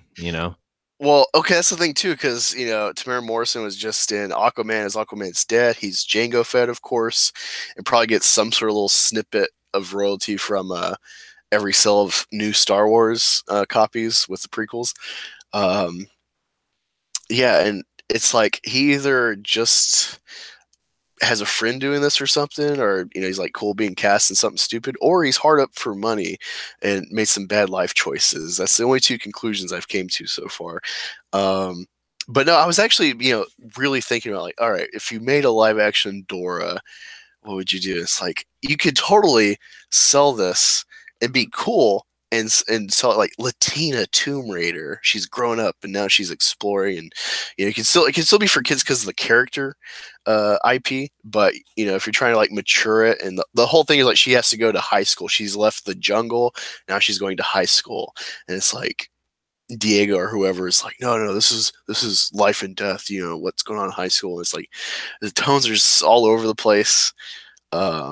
I really hate Dora. I've used Dora as an example of like why our generation now is like, oh, the Venezuela or whatever country where they had like the horde of people not even taking help that from CGI looks terrible. Sorry. The caravan that was coming up here from, like, they had all these other countries that were offering aid, and they're like, we're going to America, and there's this culture now where it's like, they're just refugees. We need to open our borders. People aren't illegal. And it's like, I feel Dora is an example of like how you enculturate people slowly and progressively to have these viewpoints. So you like give them a character that's foreign or whatever, a different class or minority. You give them a good view of them, and that has some sort of intrinsic subconscious effect of how you view the real minority in any political discussion when you're an adult and voting. It's like it's imprinted on you. So it's like that's how I see things like Dora or like Happy Feet with their like stop fishing in the Antarctic narrative. So I just saw the trailer. Wow. It is for kids, to be fair. I know. But just if I didn't know that, if I'm here's a trailer that comes up during my movie before I watch whatever's coming out, it's like, okay, so a lot of things. One, they did that like 5 seconds of starting the trailer, and then they really start the trailer and show that same clip at like 2 seconds later, which was annoying. And then she doesn't grab a vine. She like sucks up to a vine, like just jumps up, like floats in the air basically to a vine, which is kind of funny, I guess. They have the guy that everybody loves in Ant-Man, the Mexican friend. Oh, yeah, Michael Pena. He's great. I like him. He's done great dramatic work too. He's not just like. Have you guys ever seen Fury? He was in that cop movie. Yeah, End of Watch. That's yeah, he's good. But so that's in there, and it's her. It seems to be like she's some fish out of water, weird kid, and goes to a high school or something. They like showed them emptying out her backpack, and she's like dynamite in her backpack and a pickaxe, which I guess is kind of funny, I guess, in a way. So I mean, it's not as cringeworthy as I thought it would be. As far as the trailer looks, doesn't look as bad as Airplane Lava Girl from like effect standpoint, so that's a plus. I mean, if you're a studio, I mean, obviously they're thinking that this movie will turn a profit. I think it will definitely, for especially the age group they're targeting for. It'll be a hit. Yeah. Yep. But not much to comment on, really. It's just that's what it is. Cool. Yeah. Whatevs. We're on like the 3-hour mark. Any more topics, Angus? Yeah, wow, 3 hours. Holy crap. Yeah, I didn't realize we were going that long. Yeah, I gotta get up for work tomorrow morning, so I better I hit the hay. I gotta slaughter some tomatoes tomorrow. I gotta wake up next night. Did we lose Angus? Angus? Oh no. Angus, we did not hear you. Did we lose the host? Maybe. Because John, before you go, once we go off live, I did want to mention something to you real quick, but sure. I need him to close up shop here. Okay. This will just be another 8-hour live stream, just going dead. You know, happens all the time. It's happened on my channel. I know. You're the infamous one for it. Yeah, I fell asleep on it. Wow, you fell asleep? Yeah, well, I had I had a good group on there, and they were just in the middle of the conversation. I had fell asleep, and I woke back up, and I was so tired. I was just like, you know what? I'm not going to interrupt them. They could just close it out whenever they want. We were already like 6 hours in, and wow, 6 hours. It was ridiculous. It was so crazy. Did your wife come in and just be like, "Hey, why are you still on YouTube? Go to bed. Yeah, come here now." Ricky, can you hear me? Yeah, now I can. Okay, I don't know what happened. I like there you are on the computer, and then like I had to keep reinserting the end of the headphones. I don't know what happened, but yeah, I got booted out. I'd say probably about a couple hours ago, and I just came back in, but I don't know why. Des had to leave about 35 minutes ago, by the way, so he let me know, but we were talking, so I didn't mention anything, but yeah, he had to drop out. Oh, okay. Yeah. No, I appreciate you hanging out with us, John. It was great. Yeah, Udder Chaos, the idea is you can let your hair down. You know, maybe not Jay or myself. Yeah, not me. But, yeah, I don't think that works too well.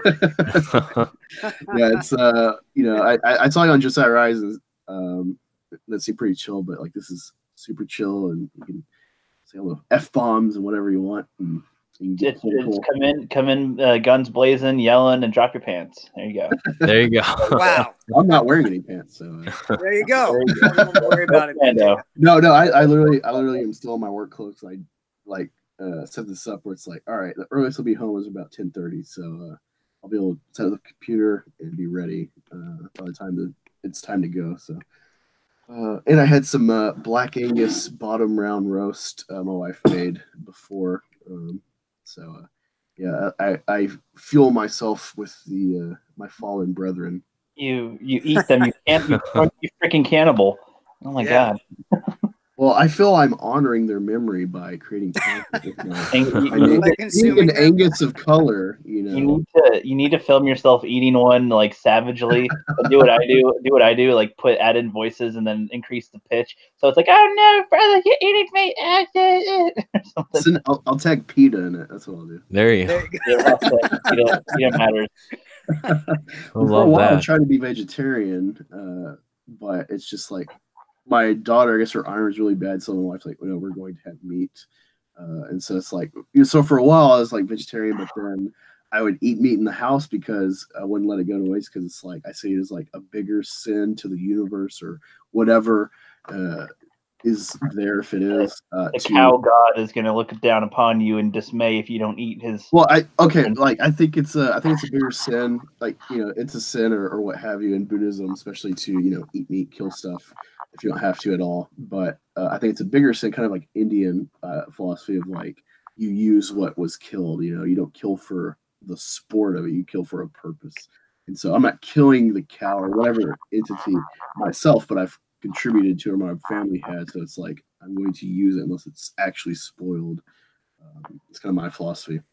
So like I always try to eat the meat first, even though that's usually the best part of a meal.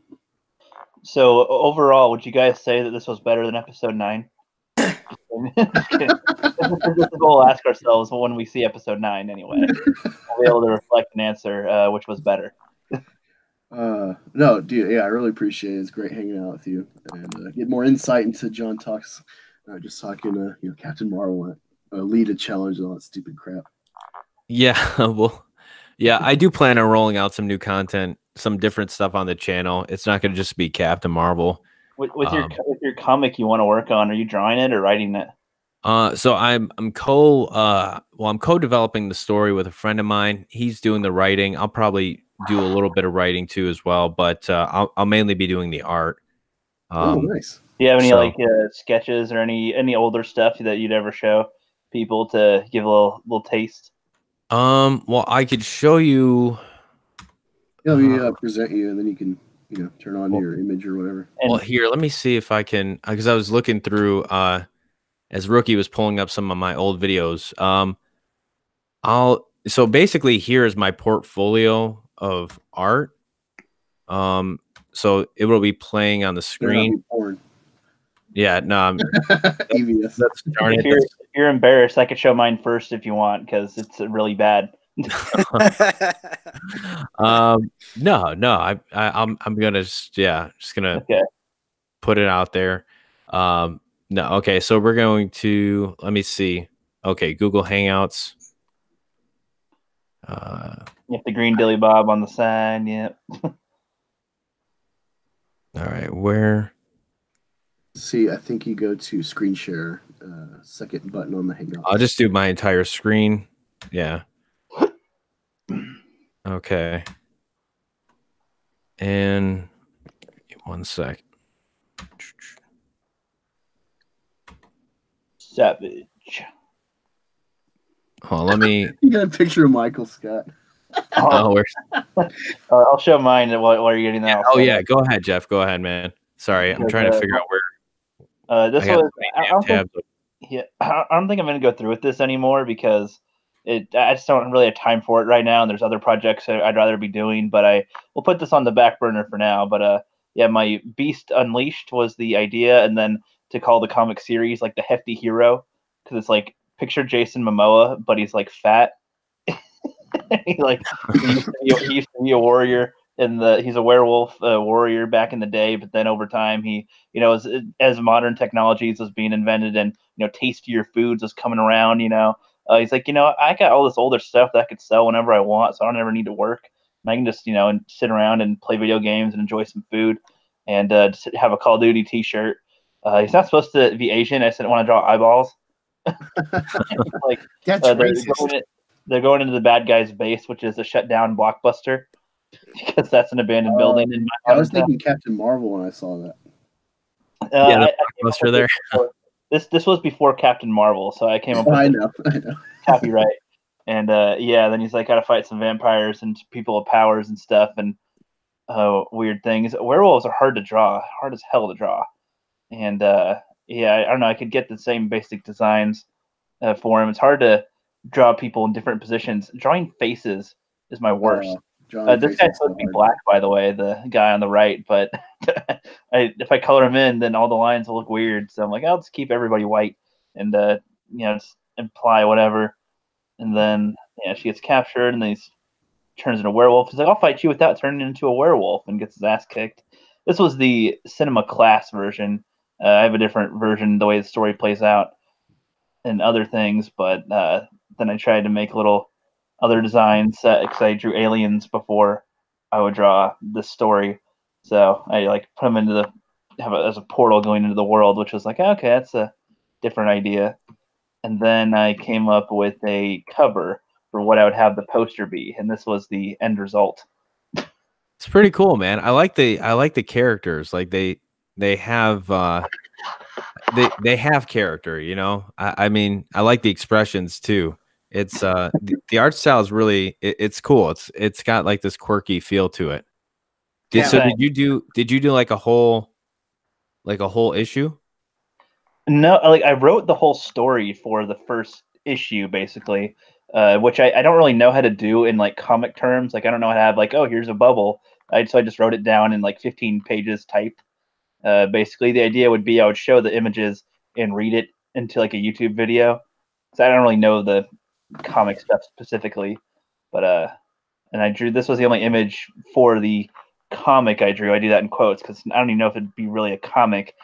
And I was gonna draw more, but that takes so much time, so it's on the back burner for now. Pretty, yeah, pretty good, man. You even got color and everything, man. That's pretty cool. Yep, and this isn't a hand grabbing for his crotch. That's just a wolf hand. Don't lie. Don't lie. And the chicken wing, and he's got Pepsi's Call of Duty shirt. For some reason, Call of Duty is just his shirt. Like, that's going to be his, because that represents laziness, I think. Like sitting down, play some Call of Duty with some buddies. He's got Pepsi. Hey, John, with your thing you're developing, I don't know if you're doing like Indiegogo or what, but definitely try to network with the Hyde Council and have EVS plug your creation if you can get them to. Yeah. I'll probably at this point we're more thinking, just in terms of like, well, let's just get it done, or let's get like, 70% done before we even start thinking about something like that. That's how I work too. Sometimes it's like, let's make sure we basically got it, and then go, hey, you guys like it? Yeah, that's a smart way to do it for sure. Oh no, I agree. Yeah.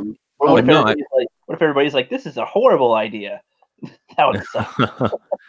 Well, we're really, I mean, my friend and me, we're really working on this we want to develop it so much to the point where we're really like, even with this first issue, I mean, we're still working out the kinks and everything. Like we we had a rough draft down, but we realized that, I mean, we just kind of like, we keep reworking it to the point where, like we're really trying to get, I wouldn't even say we're in the fine tuning phase yet, but we're still trying to figure out some things in terms of the characters. It's a big world that we're creating.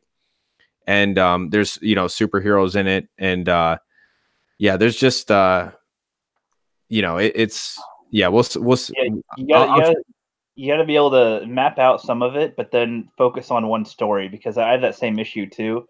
This is actually supposed to be a small part of a bigger world, but it's like it took me forever to even get this far, because I would just create all these characters, and I'd even be like, so that's this character, that's where he comes from, and then his parents came from this place, because that's where, like, I would go so deep, and then I'm like, oh my god, I'm not getting anywhere. And then Wait, okay. John, were you going to show your art? Yeah. You got it ready? Yep. I want to see it. Cool.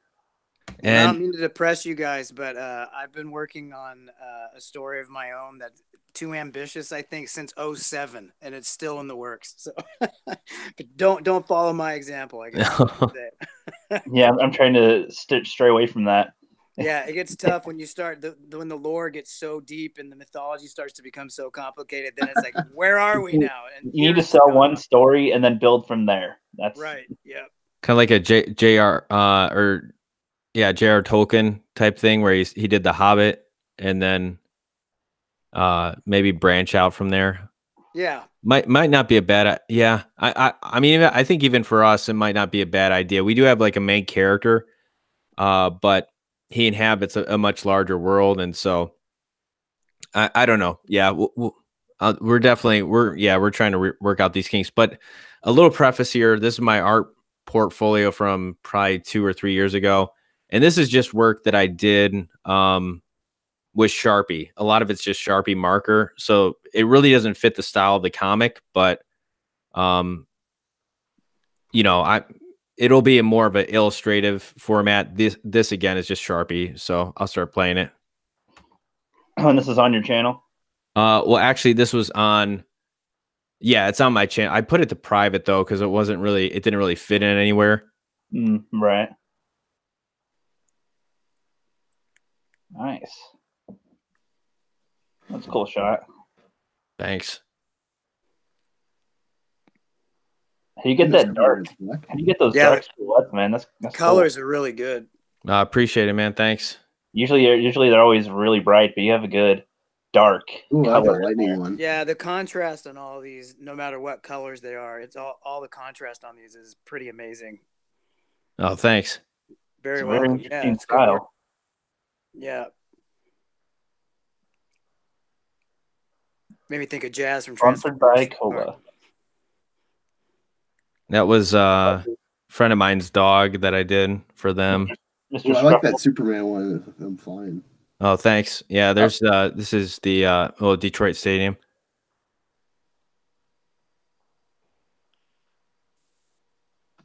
Yeah, gosh, I haven't really done anything in like, I'd say, yeah, a couple of years really. Did you go to Would you school use- for art? What's that? Did you go to school for art? I did take, well, in like high school, I did take some classes for like they were more advanced classes. I was able to take some there, which was really helpful. But I ever since I started reading comics, I started like I was always drawing as a kid, and I think that's why I was drawn to comics.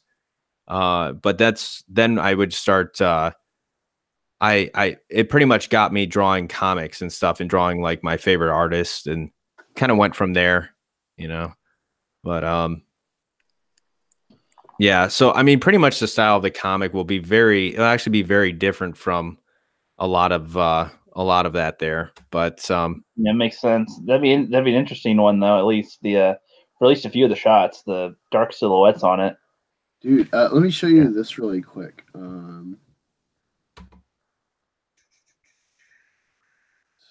And Mary and everybody in the chat saying, "Good job, looks cool." Oh, Mary's thanks. still here? Nice. I forgot we're even still on. I almost feel like we people from Yeah, earlier. we're gonna end really quick. But I'm trying to. Oh, no worries, no worries. Hope it's still sharing. Yeah, Mary and Super Awesome Channel Time. A few other people. Are y'all seeing this? No. Let me go. Not yet. Sometimes it takes a minute for it to show. Let me see. Presenting. Go to screen share. Okay, I had to click the window. All right, so this is what I'm trying to make for an alternate artwork for at least a shirt. The Thanos Minotaur. That's pretty tight, dude. That's cool. You're drawing that? Yeah, I haven't worked on anything since I first drew this. I have little spurts like if you go to my Facebook page for the channel, it's in the description. There's an album of what do you call it? There's an album of some sketches I did of this devil character when I was in Afghanistan. Because I used to draw a G on the back of like tests when we were done. And it's like, all right, you sit there until everyone's done taking their test. So I draw a G with devil horns. And I drew it kind of off one day on my door. I noticed there's like a face in it. So I just kind of closed the G and saw a devil in it. And so then I started actually trying to draw like pinups and like tattoo models in my magazines I had at the time and looking up shit on the computer and saving files from my computer. I started working. I got pretty good at being able to sketch pinups from just looking at, copying a pinup from like looking at it. It took me a while, but I got pretty good. I've never stuck to drawing. I think I could get somewhere if I really put the time into it. But it's like doing YouTube and like takes time to make a video, write a script, and record it. So it's like, kind of put it on the back burner. But yeah, I went on Roger to make me an image, at least to hold me for a while, but I really like realism as much as possible. So it's like I'm pretty picky with my art and with my own like what I want to do.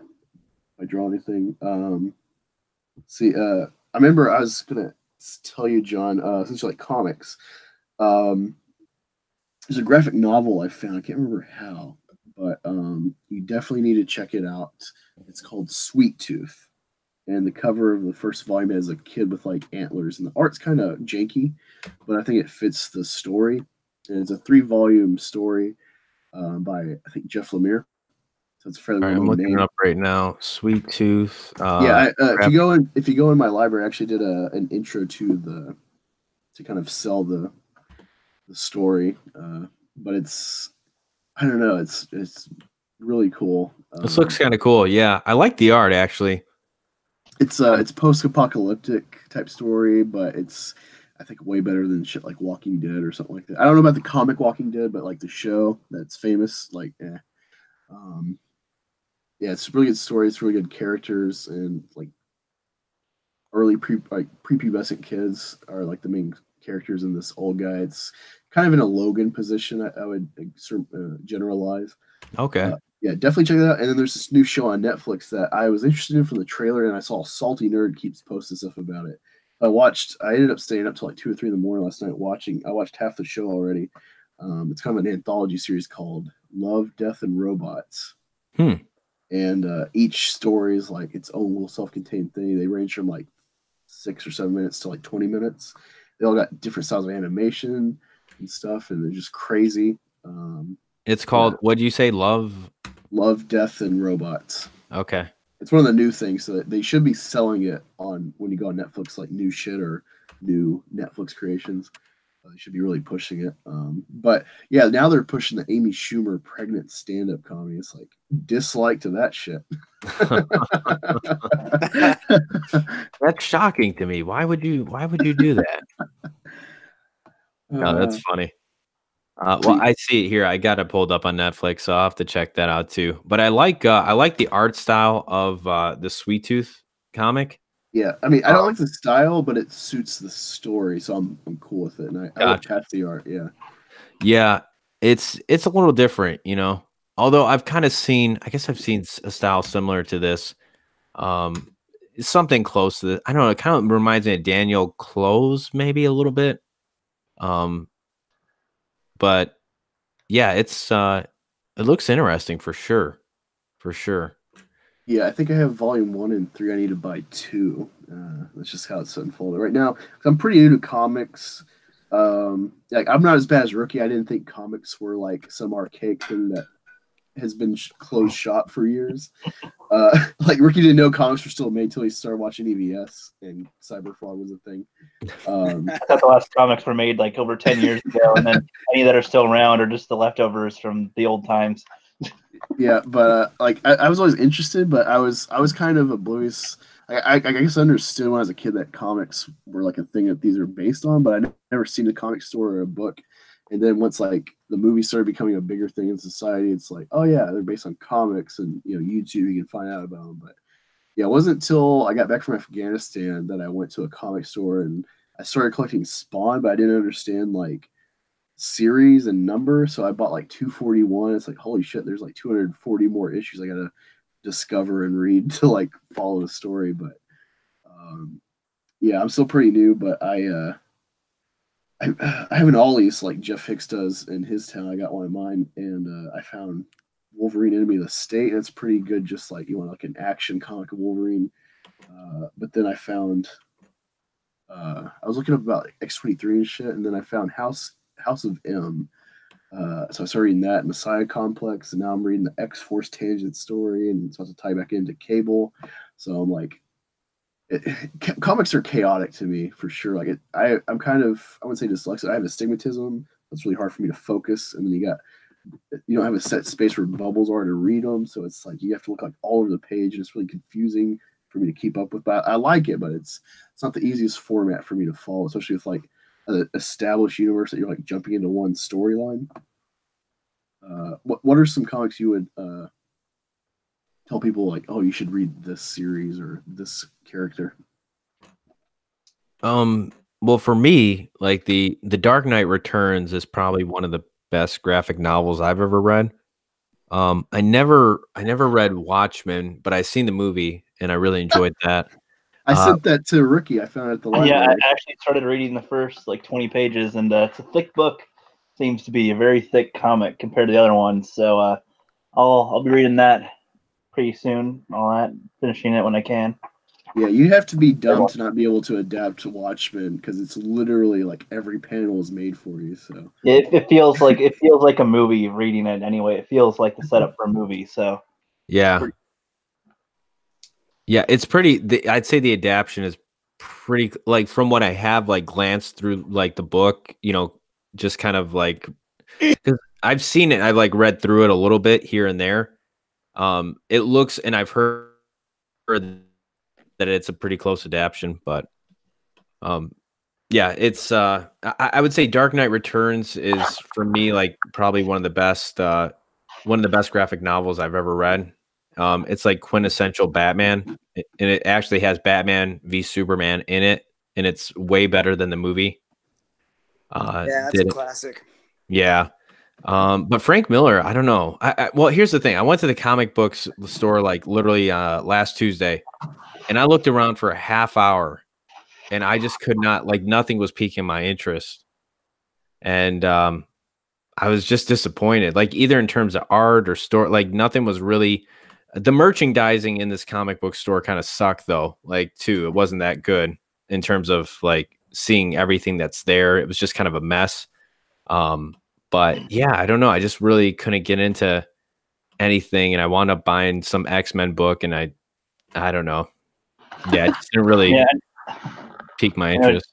I know what you mean. And the cover for Lone Star, like I got that Indiegogo comic, and I got that one, and holy shit, the cover. I don't even remember getting that cover, but it's like he's blowing vampires, like he's got a pistol in his face, blowing it through his head. Like he's got a knife in his other hand with blood dripping from it, and a vampire's throat slit beneath him. He's standing on one, and he's like in the air in motion. And I'm like, if I were to just be walking around and I see this, I would go, "What the hell is this? I gotta see this." Like it looks badass.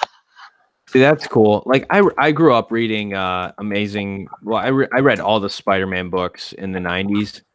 And then once the Clone Saga started, I kind of lost my interest. I felt like that was kind of like it took a turn for the worst in terms of Spider-Man. But I read some of the X-Men books too at the time. I was just more of a Marvel guy. I wasn't really too much into DC. But I can't honestly, although I would say Stray Bullets is a very well written comic. I think it's done, but I know it was under Image for some time. But it was David Lapham. I'm not sure if I'm pronouncing his last name right. But it's just a black and white type of noir stories, and just kind of edgy. I have a graphic novel of like 6 issues or 7 issues that he did, and it's just really good writing. Like David Lapham, I think. He's still writing today, but the book's called Stray Bullets. And I think I've seen that in the library.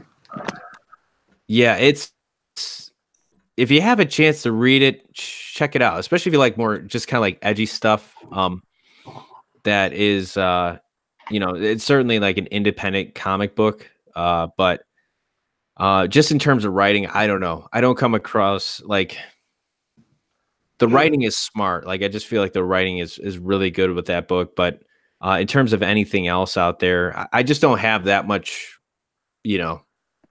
like experience when it comes to like the whole world that is comic books. Like I feel like I missed out on the last 20 years, It's set up to be oversaturated. Like it's a printing press system. It's just, hey, we got another number on the series. Go buy it. So yeah, well, that's why graphic novels are so cool. I think because they're kind of their own thing. Have you guys ever heard of Gotham by Gaslight? You ever heard of that one? Sounds familiar. I watched the movie.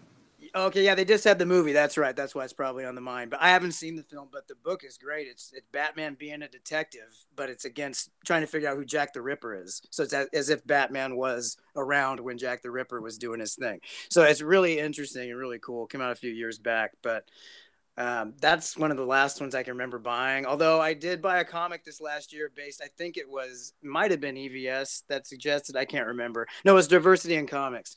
Was the Looney Tunes and DC matchups. Did you guys see all those? Those were fantastic. Sounds hilarious. Well, the one that was praised so much, so I had to go buy it, was Batman against Elmer Fudd. It was great. It was great. So he has to. It's at a bar. It starts out at a bar, and there's all the Looney Tunes guys there, but it's Looney Tunes in Gotham. Basically, it takes a more serious tone, but they're all still there. It's pretty cool. You should check it out. Anyway, that's my 2 cents for comics. Anyway. No, dude, you're great. One thing I would suggest, because I have the. I think I watched it before I read it because I bought like the book with the Blu-ray that they had. They had like a few like iconic works of recent memory from DC. So I bought the animated Dark Knight Returns, and I watched special features to it, and it was stuff with Frank Miller, and he was talking about Contract with God by Will Eisner, and I found at the library, and oh my god, that is a great series of stories. It's like a trilogy, but he talked about that as being like a big turning point in comics and graphic novels. And if you look at the backstory to that book, it was because it's about this guy who, well, Eisner is, I think, an immigrant, Jewish immigrant, but it's about all these stories about like New York and Jews and stuff. And the first one, the main story that everyone knows, is this, I guess, Russian Jew. He immigrates to America, works to become a rabbi and stuff, learns this stuff. Devoted, he finds this like abandoned baby he raised as his own daughter, but then she dies early in life, and it's like the rest of it is like him dealing with that, and kind of he feels jaded by God. He's like, we set up a contract and you've forsaken it, so fuck you, God. And after he does his mourning ritual that Jews have, he just kind of forgoes his faith. And it's a pretty good story. It's simple, but if you look at the history of it, booksellers had a problem trying to sell it. They didn't know where to put it. They're like, I don't know if this is like a comic, if this is a philosophy book, if this is like religion. So people would just like leave it in the back because they didn't know where to put it. So it's like the fact that it became so iconic in graphic novel works, at least, is funny. And because of Batman, I found that book, and it's expanded my views and takes, and it's got some good stories in it. So definitely check out the first two books of the trilogy. Really good. The third part is a little wordy, and it's set in like a old New York, like the 1800s, so it's kind of hard to follow. But yeah, I'd say definitely check those out. Very cool. But with that, I'll let everyone plug their channel if they want, or what's coming up for them and whatnot, what to look forward to, and we'll head out of here. All right. I'll know who's going first. Jay, I'll let you go. Sure. I'm Jay. Those two bald guys. April 4th, we've got our next episode coming out. Right now, our latest and greatest is our Aquaman movie review. It is totally spoilerific, though, so warning to those people who haven't seen it and want to check out the episode. Definitely check out the movie first. Yeah, that's us. Ricky? All right. Sorry, I just got back from bathroom real quick. Yeah, I'm the Rookie Critic, of course. Do movie reviews, film topics, Rookie Corner podcast, YouTuber appreciations, and most definitely been known for the incredible, infamous tomato skits that everybody just so adores and just can't get enough of. They just want more tomatoes. I ask, you want some good quality content? No, we want your tomatoes. No, just kidding. With that, and somehow you gained viewers. I don't know how you gained viewers, but I know it's like fucking two out here. And so for new viewers, I'll give them a little sneak peek without context of my tomato skit again. So here we go. Yes, that is Jar Jar Binks with a lightsaber for sure. And this yeah, definitely go explore Rookie Critics content. You'll find all sorts of good hidden gems there that you may not be aware of since you first subscribed to them. And those two ball guys, they got a fairly small playlist so far, but great content. I'd say 30 minutes or less reviews every time. Help them out. Let's get them bigger than they are because they deserve it. And they are growing very quickly. Some more tomato stuff. Well, thanks for that, guys. Yeah, no, I really like your Dez's content. And while we're watching tomatoes, John, what do you got coming up besides more Captain Marvel? Well, no, it wasn't a dig at you, but it's like, okay, that's kind of no. I know. Yeah, I'm becoming another on tomatoes one. I'm becoming a one-trick pony here.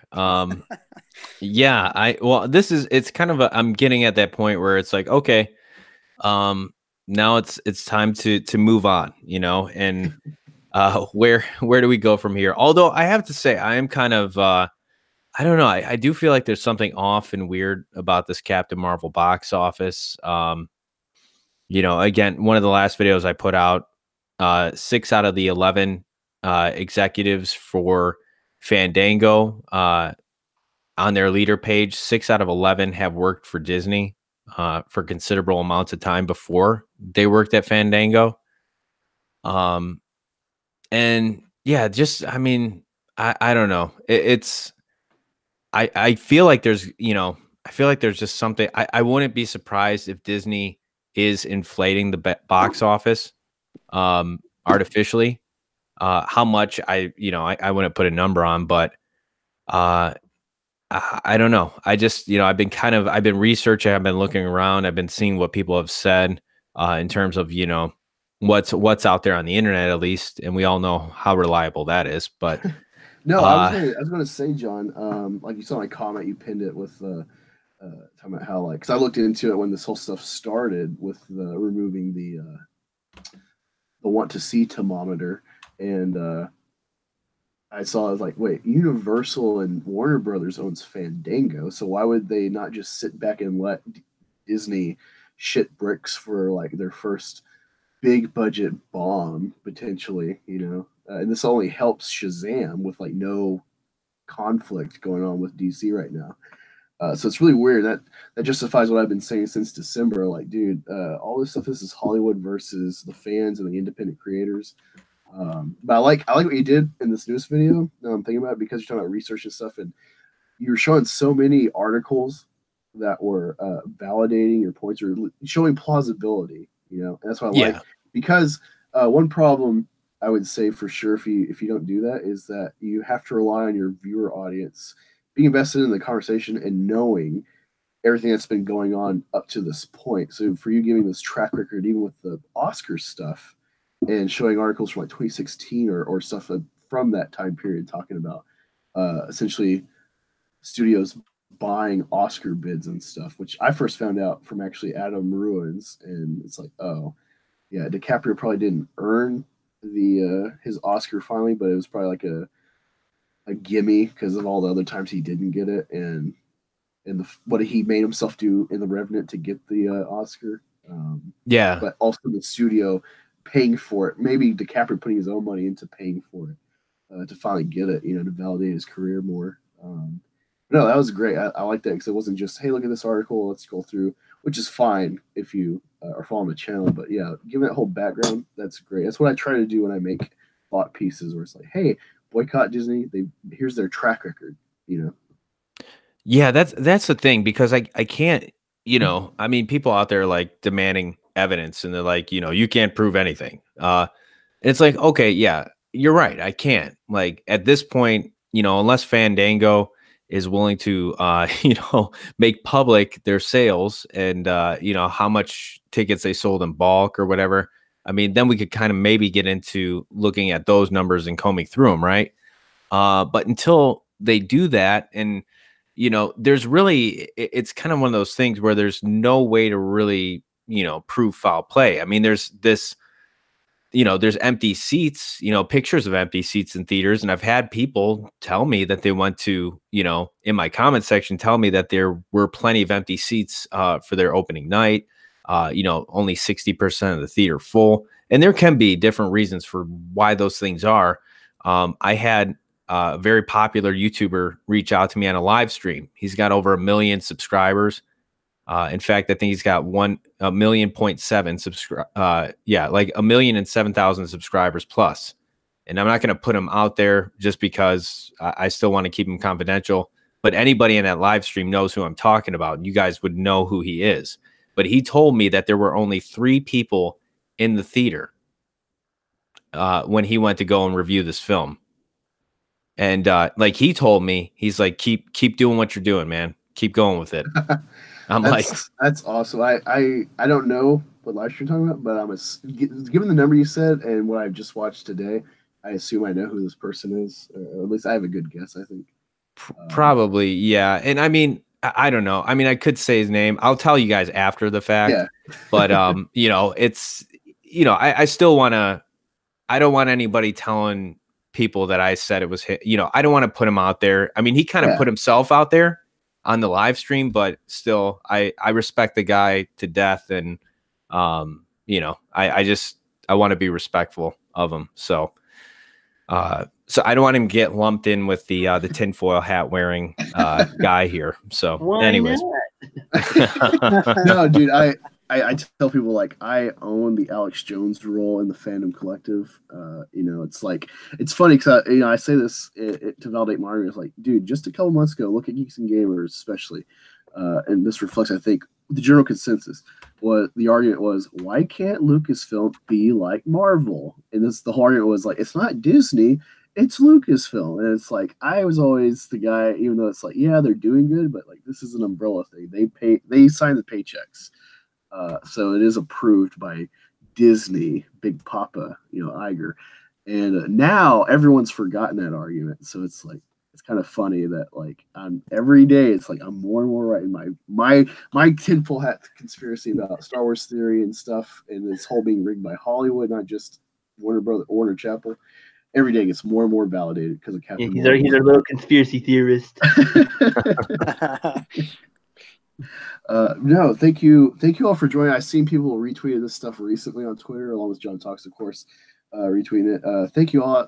I assume that got me some more viewers back because we were down to like 6, but we're having such a good time talking. And John's a great guy. I saw him on General Katarn's channel, and they only had like 2 viewers, including myself. So one other guy watching, and John's just hanging out. He's a real YouTuber. He could be trying to get on Geeks and Gamer streams and stuff or whatever, but he's down here with us little guys. So I really appreciate it because he doesn't have to. He doesn't have to stay up till 2, 1 o'clock in the morning, whatever it is, to be hanging out with us and maybe give us a boost because of the association or whatever, but also just giving us his time. So I really appreciate seriously. It. Yeah, I agree 100%.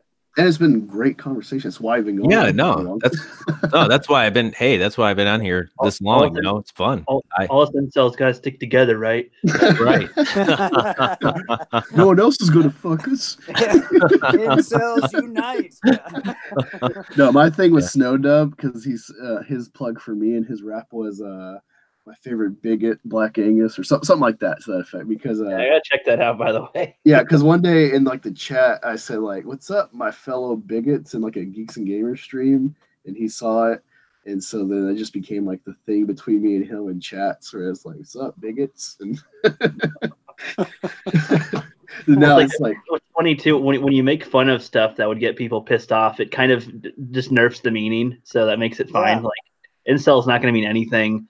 All the stuff they always say doesn't mean anything later. You guys are all misogynist and blah blah blah. Okay, sure. Yep. Doesn't mean Don't anything care now. anymore. Whatever. Yep. Yeah. Well, awesome. Thank you all for joining, and anyone else that comes this point on a replay, thanks for checking us out and listening to this great convo. Hopefully, it can happen again, and see you all next time.